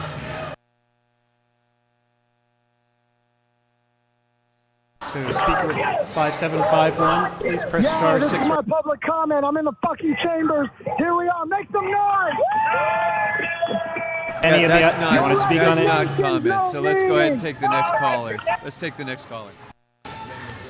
Caller, please state the item you'd like to speak on.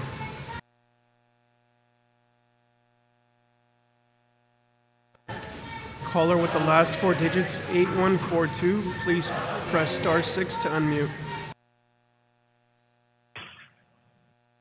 Hello. Hi, which items would you like to speak on?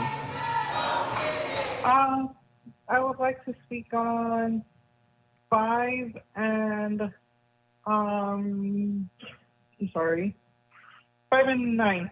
So we've already voted on those, but you can talk about it in the general public comment. So we'll set the clock for a minute, and you can talk about them then.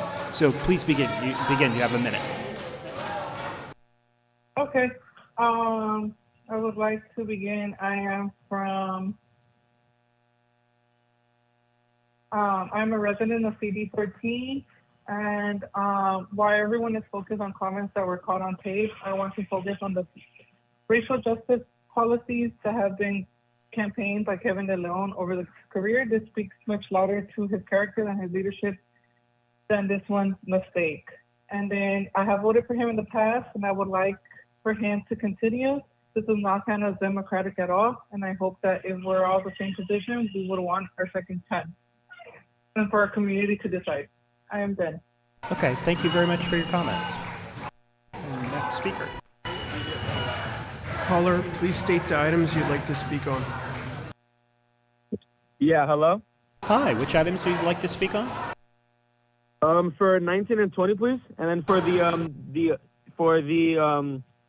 general one as well. Sure, so you have 2 minutes for the items, followed by a minute for general.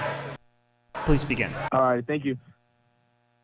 All right, well, many activists that are showing up to council chambers and posting online do not live in Council District 14. They cannot speak for us. Please leave it up for the voters to decide. I do not think it is appropriate for other council members to decide the fate of our community.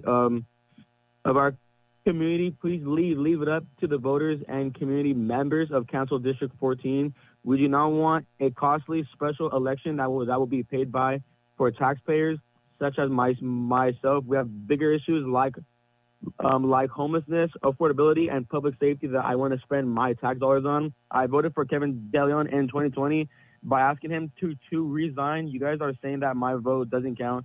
That is not democratic at all. And I hope that if you were in the same position, you would want your community to decide up as well. There are many projects that we are working with Kevin DeLeon, and so removing him right now would halt any progress that we have fought so hard to achieve for. Council District 14 is made up of many communities, the neighborhoods that have been chronically underrepresented and underserved, and Councilmember DeLeon resigns. We would be left with no representation, and that would further disfranchise us. I want a council member that is willing to own up for his mistakes. Councilmember DeLeon has apologized and is reaching out to fix the hurt that he has caused. I respect that, and I want a representative that doesn't shy away from his mistakes but confronts them head on. While everyone is focused on the comments that were caught on tape, I want to focus on the racial justice policies that have been championed by Kevin DeLeon over his career. These speak much louder to his character and the leadership that this one. You can go into general if you wish. You have a minute. Please continue. You have another minute. Please continue. Okay. All right. Thank you. A lot of you are re-election, so I get why you are asking him to resign. Let him come out. Let him come to council and let him face the same political pressure with the voters in 2024 like you. Thank you. Thank you.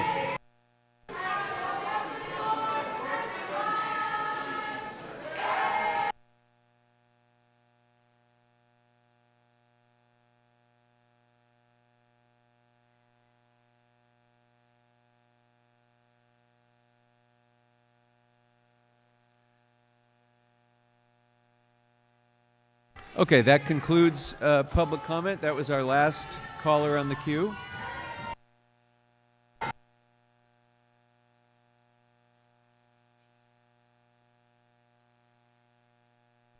All right, so now that public comment has been satisfied, we'll close public comment on all items. Madam Clerk, are there items that we can vote on now?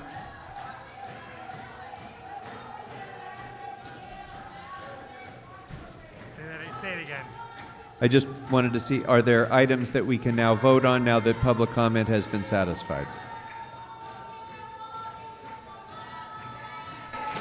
Yes, Mr. President. What council can vote on now is 22, 24 through 26, and item 29, sir.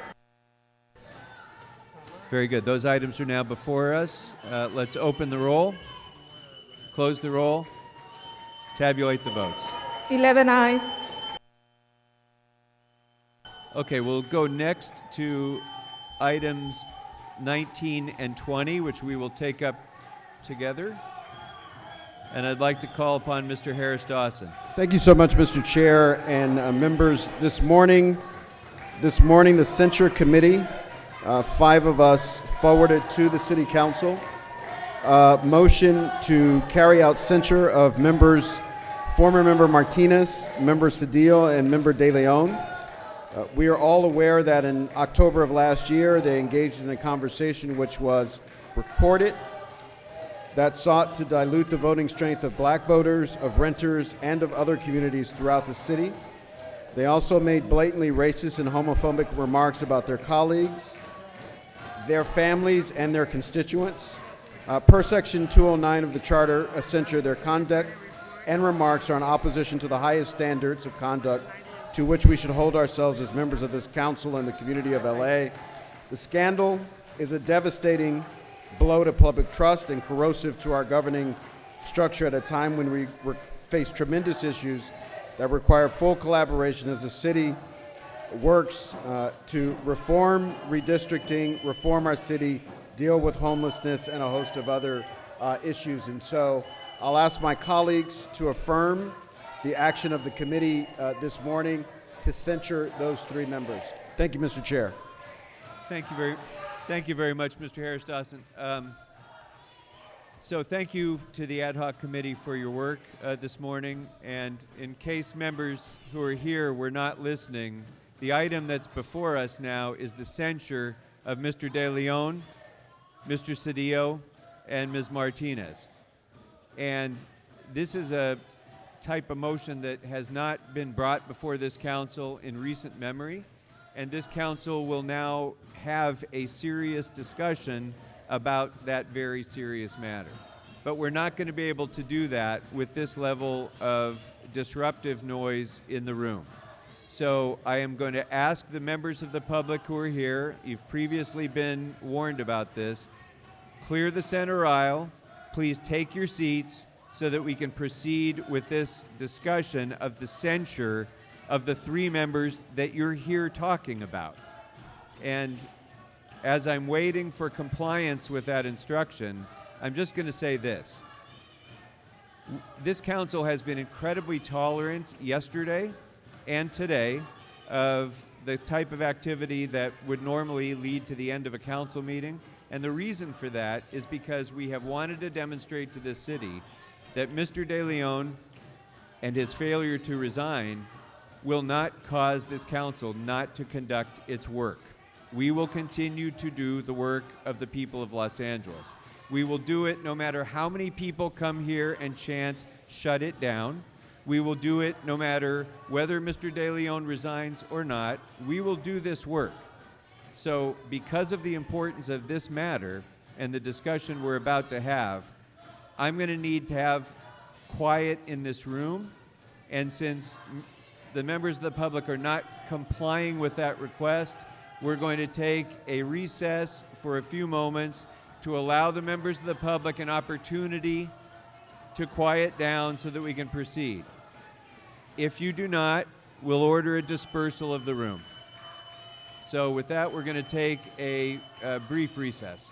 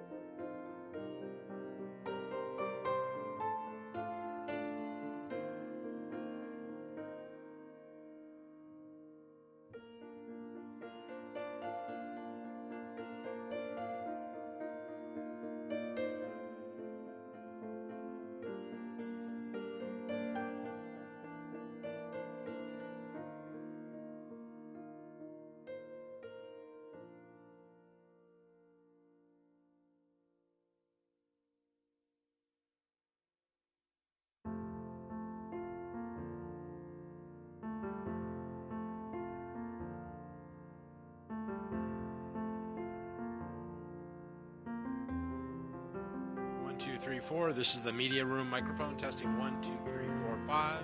Media room.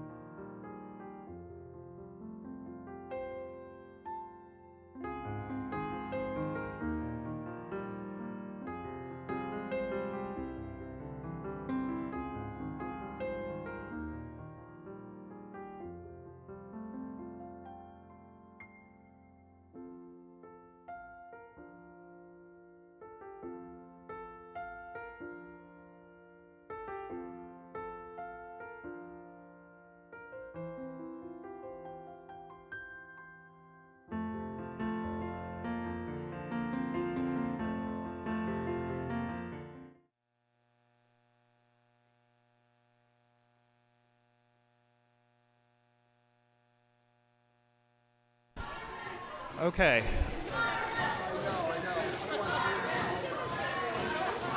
Okay, so to members of the public in the room, you've been told that you're disrupting. You're being ordered to quietly leave the room right now. And there's absolutely no movement and no reason to think you're going to do so. So I've conferred with the council president, and he has ordered the room to be cleared at this point. I believe the other council members are all requested to head into the back while the room is cleared.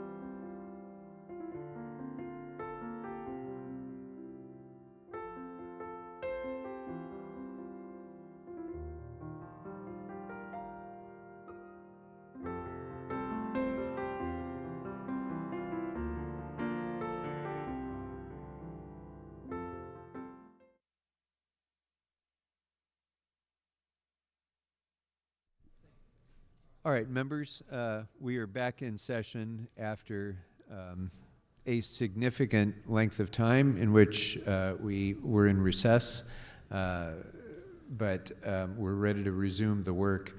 I just do want to reiterate that it's important that this council continue to do its work. And this council is not going to be deterred from doing that work by protests or by distractions or by noise or by people who come in and cause a disruption in this council chamber. One way or the other, this council is going to proceed with the work that we need to do. And right now, an important part of the work that's before the council is helping this city to heal from the damage and the wounds that it experienced in light of the news that came about the secret meeting that is now so much a part of the discussion of Los Angeles. That is what we are doing today. And it's what we're doing with the next item that we're going to be taking up. But there's many other things that this council needs to do, not least of which yesterday we set a special election for the 6th District to avoid the disenfranchisement of 250,000 people who need a voting representative right now after Ms. Martinez's resignation. So I want to be very clear to everybody in the public who thinks that they will stop this council from doing its work. You will not. We will continue to proceed with the work that the people of Los Angeles need us to do. And we will do that one way or the other. We're going to proceed and will not be deterred from that task. So with that very important matter that's now before us will be items 19 and 20. Before we go to that item, let's go ahead and call the roll and ensure that we have retained quorum. Blumenfield, Bonin, Buscaino, Cedillo, De Leon, Harris Dawson, Hutt, Koretz, Krikorian, Lee, O'Farrell, Price, Rahman, Rodriguez, 12 members present and a quorum, Mr. President. Thank you very much. Mr. Harris Dawson, I'd like to call upon you again, please. I apologize that your presentation was disrupted before. I'd like you, as chair of our ad hoc committee, to present the recommendations of the committee, please. Thank you so much, Mr. Chair. As we stated earlier in the meeting while we were having our disruption, and I'll just say it's a bit of editorializing here. I just want to go on the record and saying I'm happy I live in a city where this kind of thing happens and the public does not say, by all means, council, carry on business as usual in peace. I think Mr. De Leon in particular continues to go on a revisionist history tour in the public and continues to make a mockery of this council and a mockery of the entire city for his own personal benefit. And I think it causes a reaction in the public that we saw today, and I think that'll continue to happen as long as he holds the city hostage. This morning at 8:30, 5 members, and thank you all for being here at 8:30 this morning, 5 members of the ad hoc censure committee took up the issue of censure for the 3 council members involved in that conversation last October at the Los Angeles County Federation of Labor, where there were blatantly racist remarks, blatantly homophobic remarks, remarks about the children and families of members of this body that are far beneath the standard of this council, or frankly, anybody in the city family in the city of Los Angeles. We have Section 209 of the Charter on censure says that their comments and remarks are in opposition to the highest standards of the conduct with which we should hold ourselves as members of this council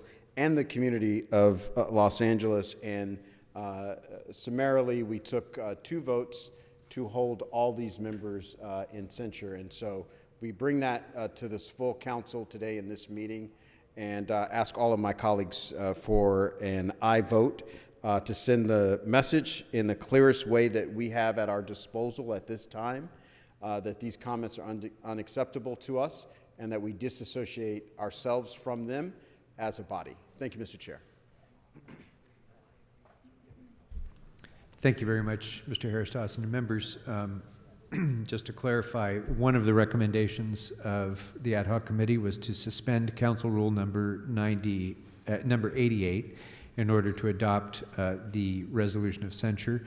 For clarification, and Mr. Harris-Dawson, maybe you can confirm, for clarification, I think what was intended by that recommendation is that we would suspend those provisions of Section 88 that require a minimum amount of time to pass, and that we would instead proceed directly to the vote today. Right. That provision would allow us to vote today as opposed to waiting a few weeks in order to vote. And so we have to suspend the rule in order to do that. And the request from the committee is that the council does that today. Very good. So our first vote then should be on the suspension of the rules. That requires a 2/3 vote. So let's go ahead and open the roll on the suspension of the rules. Is there any discussion on the suspension of the rule? I see none, so we'll go ahead and open the roll, close the roll, tabulate the votes. 12 ayes. All right, that brings us then to the main item, which is the resolution of censure. And if any members would like to be heard on that item, we have a few members in the queue already. I'll call first on Mr. Blumenfield. Thank you. I agree with the chair of the committee for bringing this forward. Thank you for that and for having the hearing. I do think in some ways it's ironic that folks who were attempting to shut down this meeting to force resignations, we're literally shutting down the very meeting where we are going to discuss censure and resignation, something that is critically important for us to do. A few weeks ago, I could not imagine that we'd be here today taking this unprecedented step of censuring Nury Martinez, Gil Cedillo, and Kevin De Leon. But as we all know, what we heard in that recording was abhorrent, hateful, and racist. It was as if they had a list of people and communities they were trying to offend and went through them one by one throughout the hour. It was unreal in that regard. And it wasn't just the language. It was the ease with which the crassness and othering of people just seemed to flow. Hate rolled off the tip of their tongues, and while not illegal, people who engage in this sort of behavior should not hold public office. In the following days, we all made it clear, Nury, Gil, and Kevin have no place in this body. They stereotyped, attacked, mocked, and belittled so many communities. But the virulent, anti-black comments were by far the most egregious, and in and of themselves would warrant censure. However, they, as if going through the checklist, they othered and dehumanized the Armenian community, the Jewish community, the LGBT community, Oaxacans, Koreans, white people, indigenous people, and even their colleagues, individually and collectively. They highlighted their attempt to push their political motivations into the redistricting process. Bottom line, this censure isn't just about the offensive words that they used, and it isn't just about their attempt to take power from a protected class. It is also about their abdication of their duty as council members to represent all of their constituents. It's about their abdication and their duty as leaders to respect their colleagues and respect the people that they represent. This censure is about their specific words, yes, but it's also about their actions. The hour-long meeting revealed an approach to their work that is not only beneath the dignity of their office, but their participation in that meeting has brought shame to this entire council and this city. It has set us back in terms of race relations. It has set us back in terms of policy, critical policies that we need to do. And the actions are both worthy of censure and worthy of their resignation. But censure is the step that we can legally take. Censure carries more weight than our individual calls for resignation. Censure is our collective voice. And this vote puts the council formally on record. And that is important. And that's why I ask for your aye vote. Thank you very much, Mr. Blumenfield. Mr. Price. Thank you, Mr. President, colleagues. We're at a historic turning point in our city's history. Our democracy is under assault, and blatant racism is on full display. The comments made by our colleagues have caused irreparable harm, and action must be taken. I, along with many of you, have called for the resignations of the remaining 2 members. But without legal recourse, our only option is to move forward with what is before us today, and that is censorship. A rule no one can recall using in our city's history, but that is certainly necessary today. This morning, members of the Ad Hoc Censure Committee voted unanimously to move forward with the censorship, a crucial step in a long road to healing. So I'm supporting this motion, I'm supporting both motions today, and again call upon Council Members De Leon and Cedillo to resign to prevent further suffering. And I support this motion. Thank you, Mr. President. Thank you very much. Ms. Rodriguez. Thank you, Mr. President. And, you know, I think a number of us have already been on record about what we heard espoused on those recordings, and I think it's been sufficiently addressed. But we do live in a democracy, and there's a process for enacting that democracy. There are people that have experienced it here on this council. And so what I would say is that for honoring what democracy is supposed to provide with representation, it is imperative that what people need to lead is that conversation of a recall. Because absent that, the work of the people that have all duly elected us in this city is being obstructed. And what we have to do is find the path forward to continue to do the work of the 4 million people here in the city of Los Angeles. But I want to also continue to acknowledge and really underscore what is required going forward is a truly independent redistricting process. And that isn't going to come as a result of a conversation or a report that is constructed or managed at our own hand. It is what will come as a result of a truly independent report on redistricting. And I think that is required, that is called in that moment, because that was what created this dynamic. And so I think that is critically important, that if we're going to get to the root cause of how we got here, that is part of why we are here having this conversation today. And so I look forward to my colleagues helping to advance reforms that are not derived by our own hand, but independently proposed by an independent report that I know I introduced the amendment recently, over a week ago, to call for the inclusion of an independent report on redistricting, but I think that is paramount in how we actually move reforms that are not going to be derived by the hands of any one beneficiary here on this council.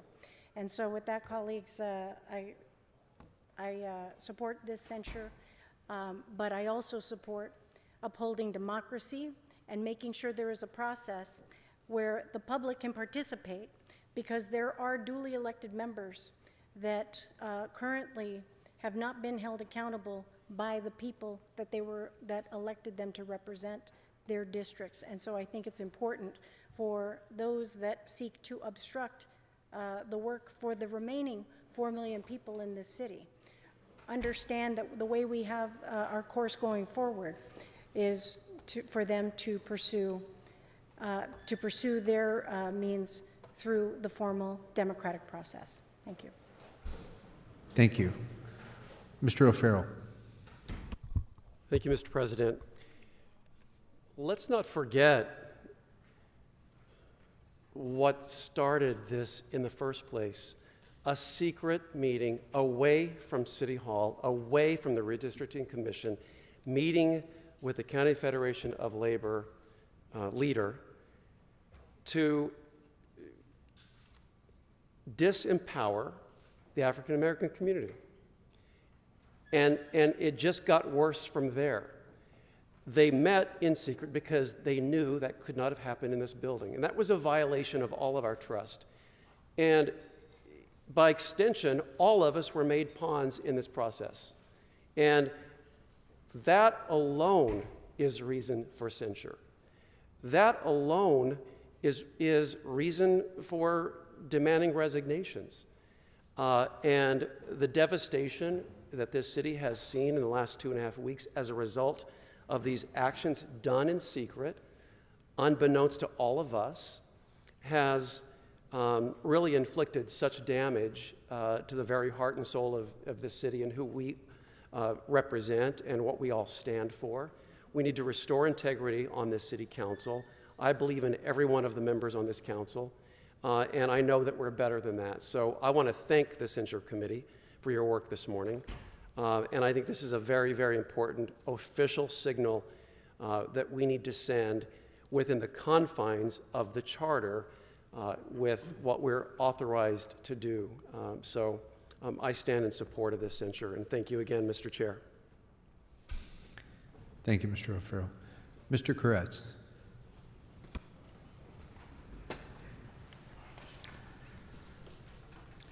I mean, it seems like enough time has passed, but honestly, I still feel in shock. And every time I reread any part of the articles or the transcripts of what was said, I'm still jaw-droppingly surprised. I mean, I'm having trouble squaring what we heard from Kevin DeLeon and Gil Cedillo and wondering who the real person is. The people that had incredible landmark careers of accomplishment, or those who participated in a conversation of incredible racism and manipulation of processes that are not to be manipulated as they were. I feel betrayed, and I feel that they betrayed themselves and their own illustrious careers up until that point. And I'm not alone here. My staff and I have spent time talking about what was said by folks that were in LA's leadership. And my team personally is reeling. They're hurt, they're angry, and they're incredibly disappointed. And I can't believe that there are any other council offices that don't feel the same way. And based on the conversations I've had with people outside of my office, and that goes for people in this building, the residents of Council District 5, and residents of the city as a whole, and beyond. I mean, there are people that are angry all over the country reading about these remarks. The harm these remarks have caused are emotional and psychological, and from the price tag we've seen just from the first special election that will need to be called, they're certainly financial as well. These tapes and comments have set us back years in terms of Angelino's trust in City Hall, which was already not great after having 3 different colleagues indicted for bribery, which is shocking enough. And it's going to take us years to rebuild this trust. Rightfully or not, this is a reflection on all of us. It's a reflection on the city. And this is not who this city council is, and this is not who the city of Los Angeles is. I understand that Ms. Martinez carried much of the conversation, but the other 3 all participated, and if nothing else, they let go on a conversation that all of us look at and read about and hear and say, why wasn't there some point where they put a halt to it? Whether it was 2 comments in or 15 comments in, anyone that could have suffered through this kind of conversation and the vile defamation one by one of groups and individuals doesn't belong in elective office. Not now, not ever again. And there can't just be an apology. It's time to let the city begin healing. It's time to let the city move on. And it's time for us to pass this censure. So at least we are saying that you must resign. We are saying what was done was absolutely terrible. At this point, unforgivable. At some point in the future, we may forgive, but we'll never forget. This is something that must never happen again. in the city of Los Angeles and on this city council. And so I thank everyone for moving this forward, and I expect a unanimous vote of censure and a statement that this is not the city of Los Angeles. We're better than this, and this must be resolved. Thank you. Mr. Bonin. Thank you, Mr. President. I wasn't going to speak on this today because I thought just simply voting was enough. But there was, as I'm listening and I'm thinking back on the past couple weeks, and the contents of these tapes have been discussed ad nauseum by everyone.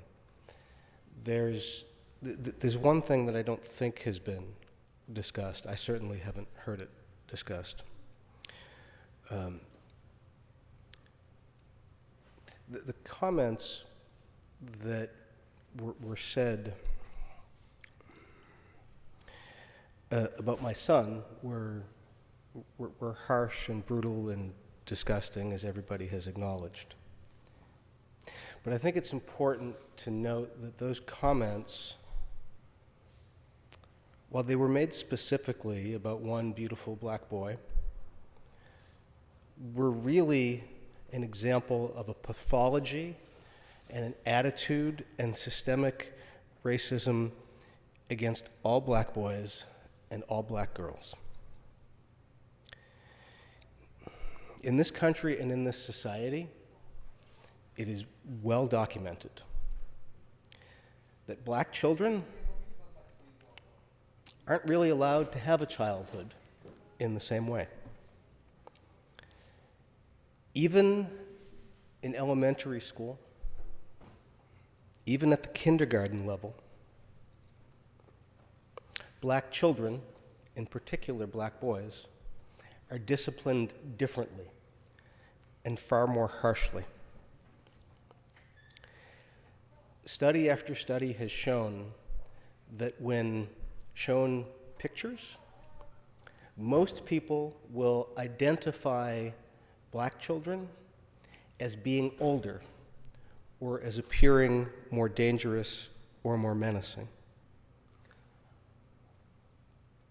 Black children are overrepresented dramatically in the foster care system, where they face, because of these racist stereotypes, where they face a harder time finding placements and homes, where they face a harder time with reunification, where they face more struggles in education and all sorts of impacts. The language that was used about beating down a 2-year-old, the language that was used about handbags was dehumanizing. The language used by Mr. Herrera, which has really gone unreported, basically referring to my young son as a lawn jockey, was dehumanizing and ugly and disrespectful. And the term that Ms. Martinez used about a monkey, that's an example of a horrible and pervasive dehumanization and animalization that people have for decades and centuries and generations projected upon black children.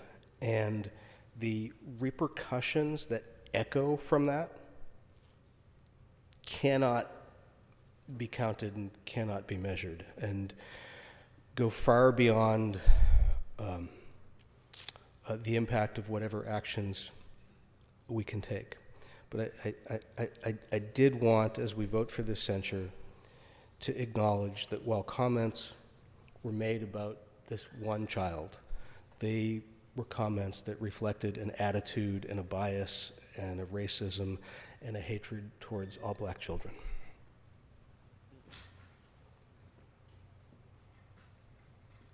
Thank you, Mr. Bonin. Mr. Lee.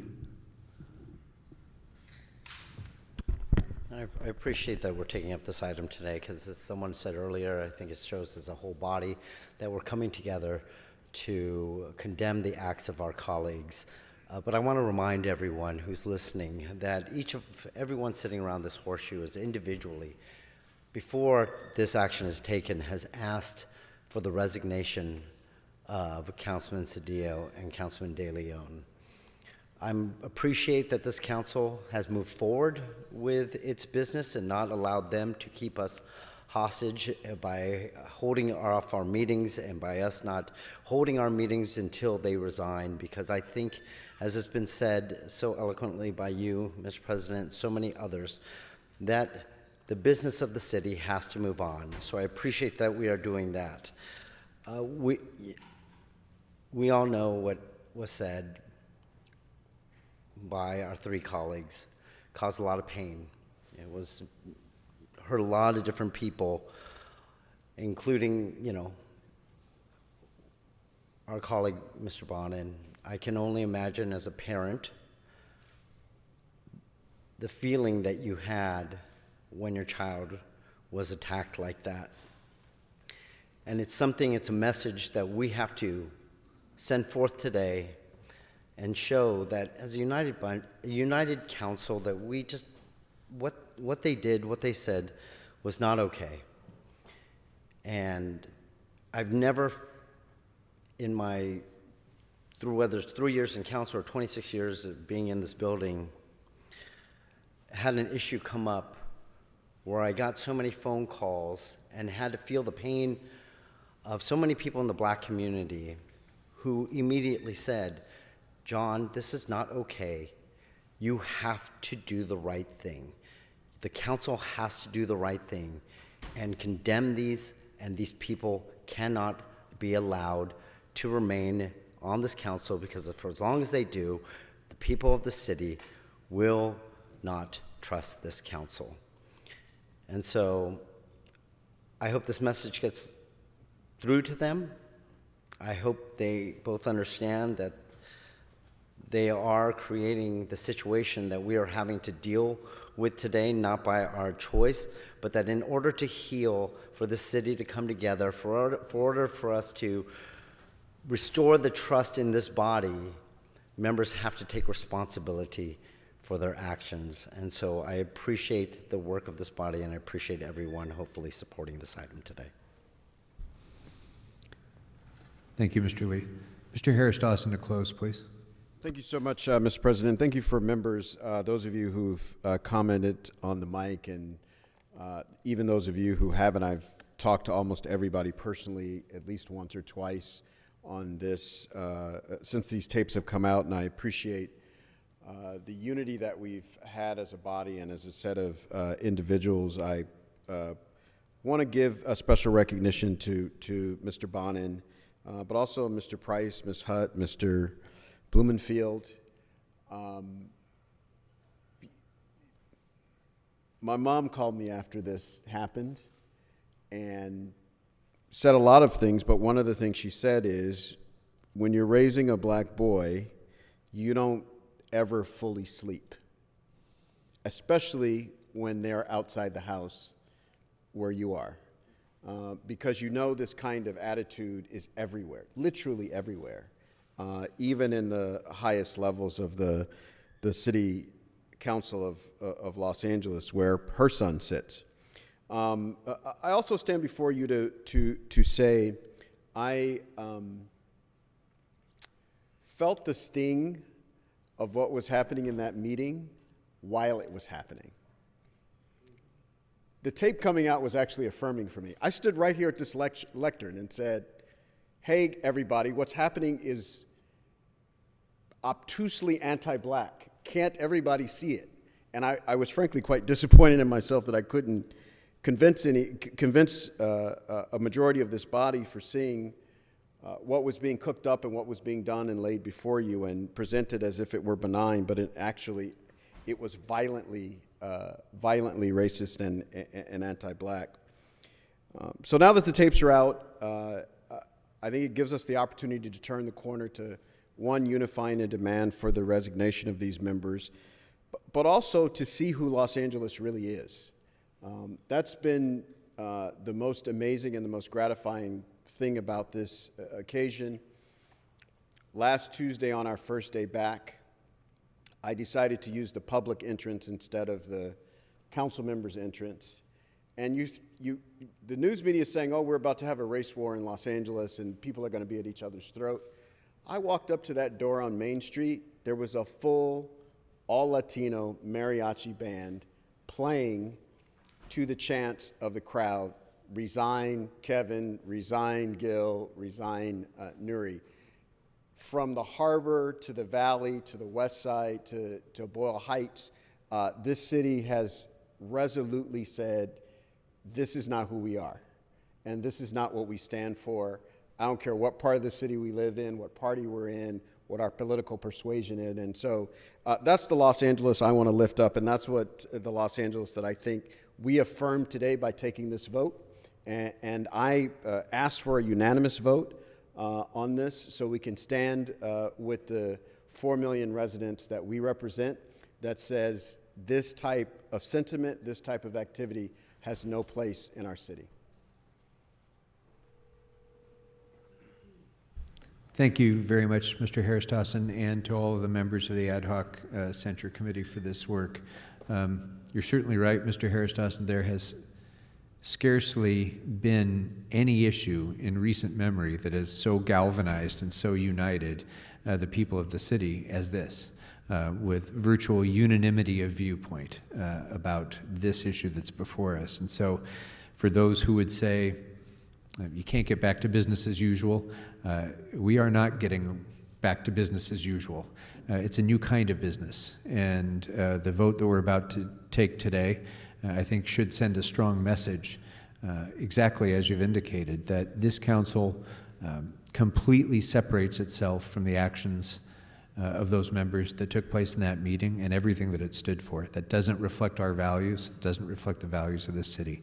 And so, given the importance of that statement, I'm going to ask that we take a voice vote, a roll call vote on this. So if there's no further comments, Madam Clerk, would you please call the roll? Blumenfield. Blumenfield, aye. Bonin. Bonin, aye. Buscaino. Buscaino, aye. Cedillo, absent. De Leon, absent. Harris-Dawson. Yes. Hutt. Aye. Koretz. Aye. Krikorian. Aye. Lee. Lee, aye. O'Farrell. Aye. Price. Aye. Rahman. Yes. Rodriguez. Aye. 12 ayes. Items 19 and 20 are adopted. Thank you very much, members. Let's go next to item 14. Mr. O'Farrell. President, item 14 is in relation to complying with SB 1383, regulations to reduce organic waste. We're moving toward our goal of reducing organic waste disposal by 75% in just less than 3 years, by 2025. New state regulations require jurisdictions to adopt and enforce an ordinance on reducing commercial and residential food waste generation. Under these new laws, each jurisdiction is accountable for compliance by its source generators and will be fined if they're found non-compliant. Even though the state enacted this unfunded mandate, we've already made so much progress in reaching the 75% reduction requirement. Sanitation and Recicla have provided recycling and waste collection services to customers in the city. Sanitation has also used the competitive sealed proposal selection process, along with the design, build, finance, maintain and operate project delivery method related to the development of an organic waste material processing facility at our Central LA recycling and transfer station. And we approved sanitation's instructions to form an education-oriented organics implementation team regarding its objectives and affordability to customers. So far, outreach efforts have resulted in the city serviced residential organics collection program, expanding from 18,000 households to 40,000, which began in July. And the city is on target to further expand the program to all 750,000 households serviced by sanitation by the end of this calendar year. Also, in January of this year, 22, there were 2,764 Recicla customers participating in organics collection, and as of September, there are now 5,282 Recicla customers participating.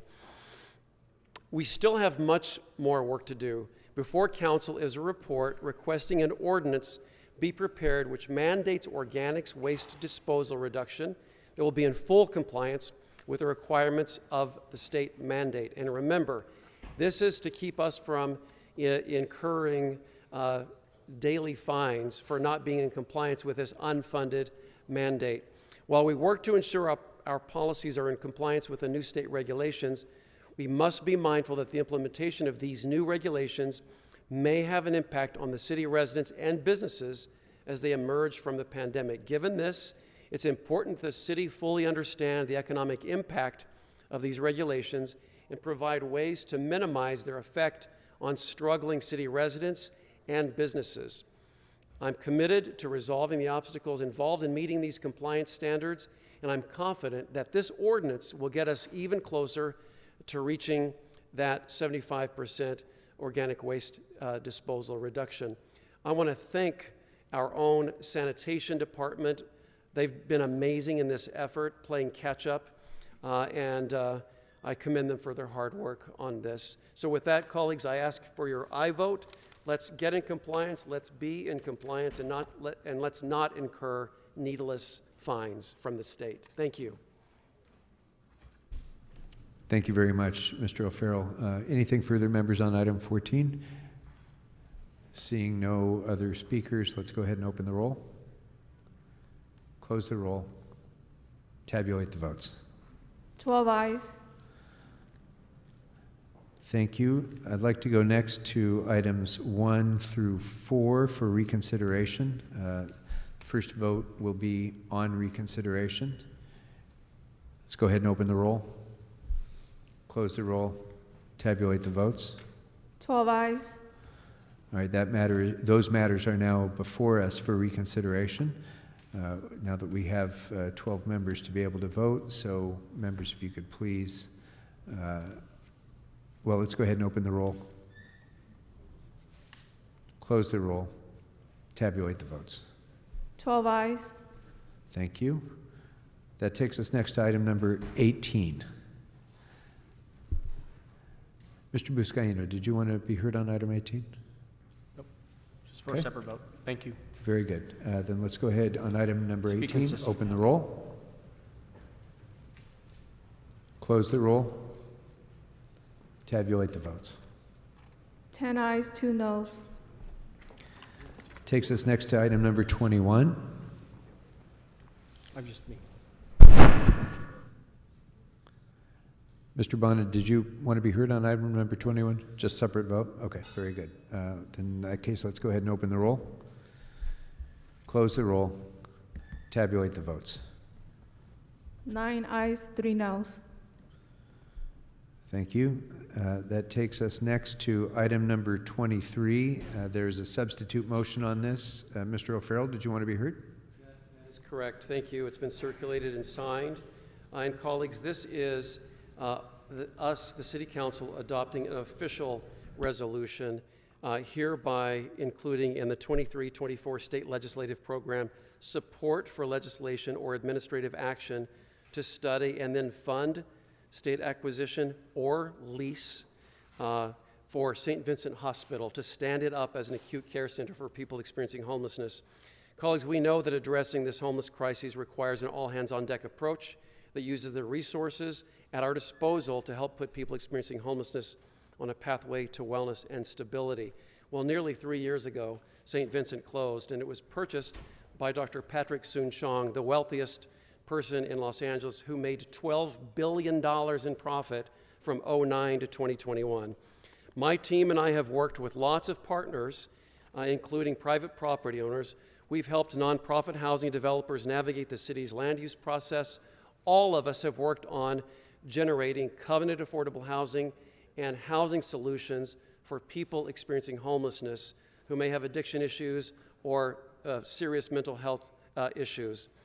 In addition to all of this, Angelenos have sacrificed and stepped up time and time again.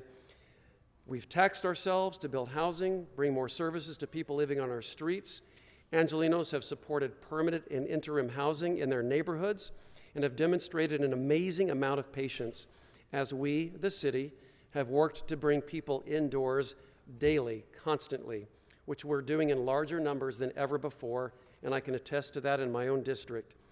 Yet one Angeleno, the wealthiest person in Los Angeles, has been conspicuously absent, Dr. Patrick Soon-Shiong, owner of St. Vincent, and what he does now is he leases it out to movie companies.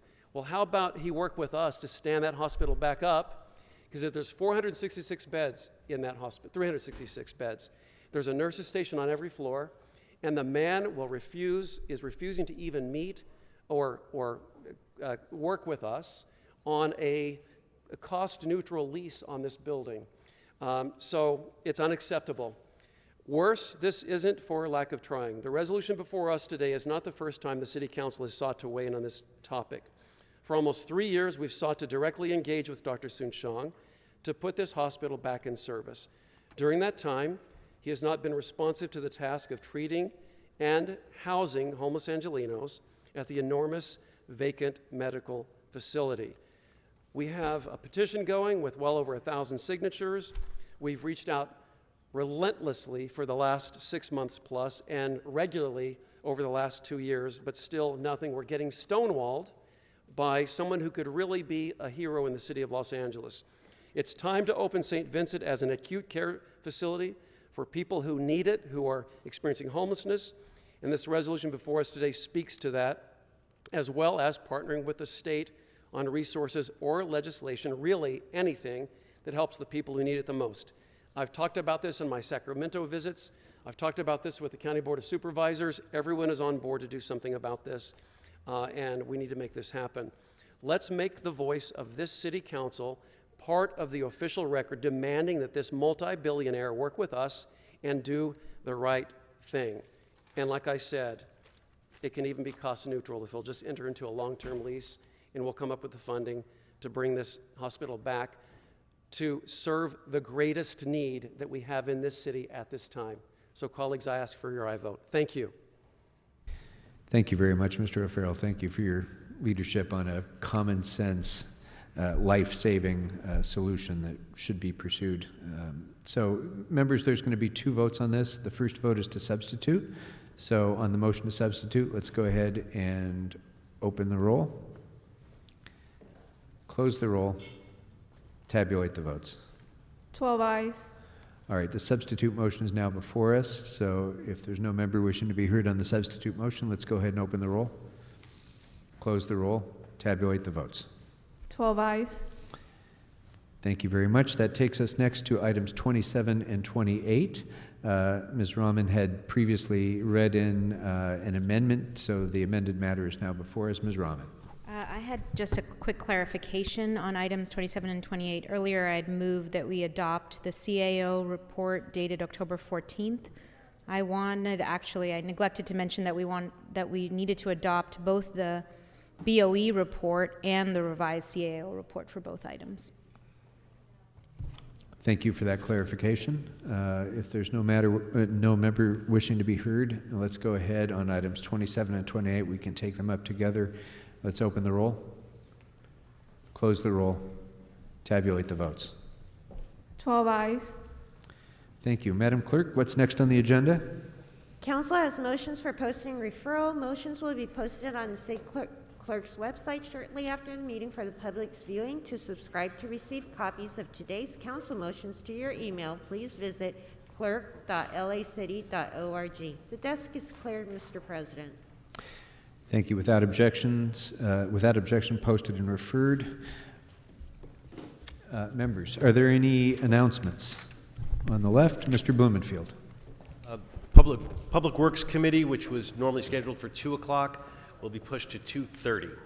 So 2:30, give people a chance to get a few things done before Public Works. 2:30. Thank you. Thank you. On the right, any announcements? Members, any adjourning motions? On the left, seeing none. On the right, seeing none. Thank you very much, members, for your good work today and for your patience. With that, we are adjourned.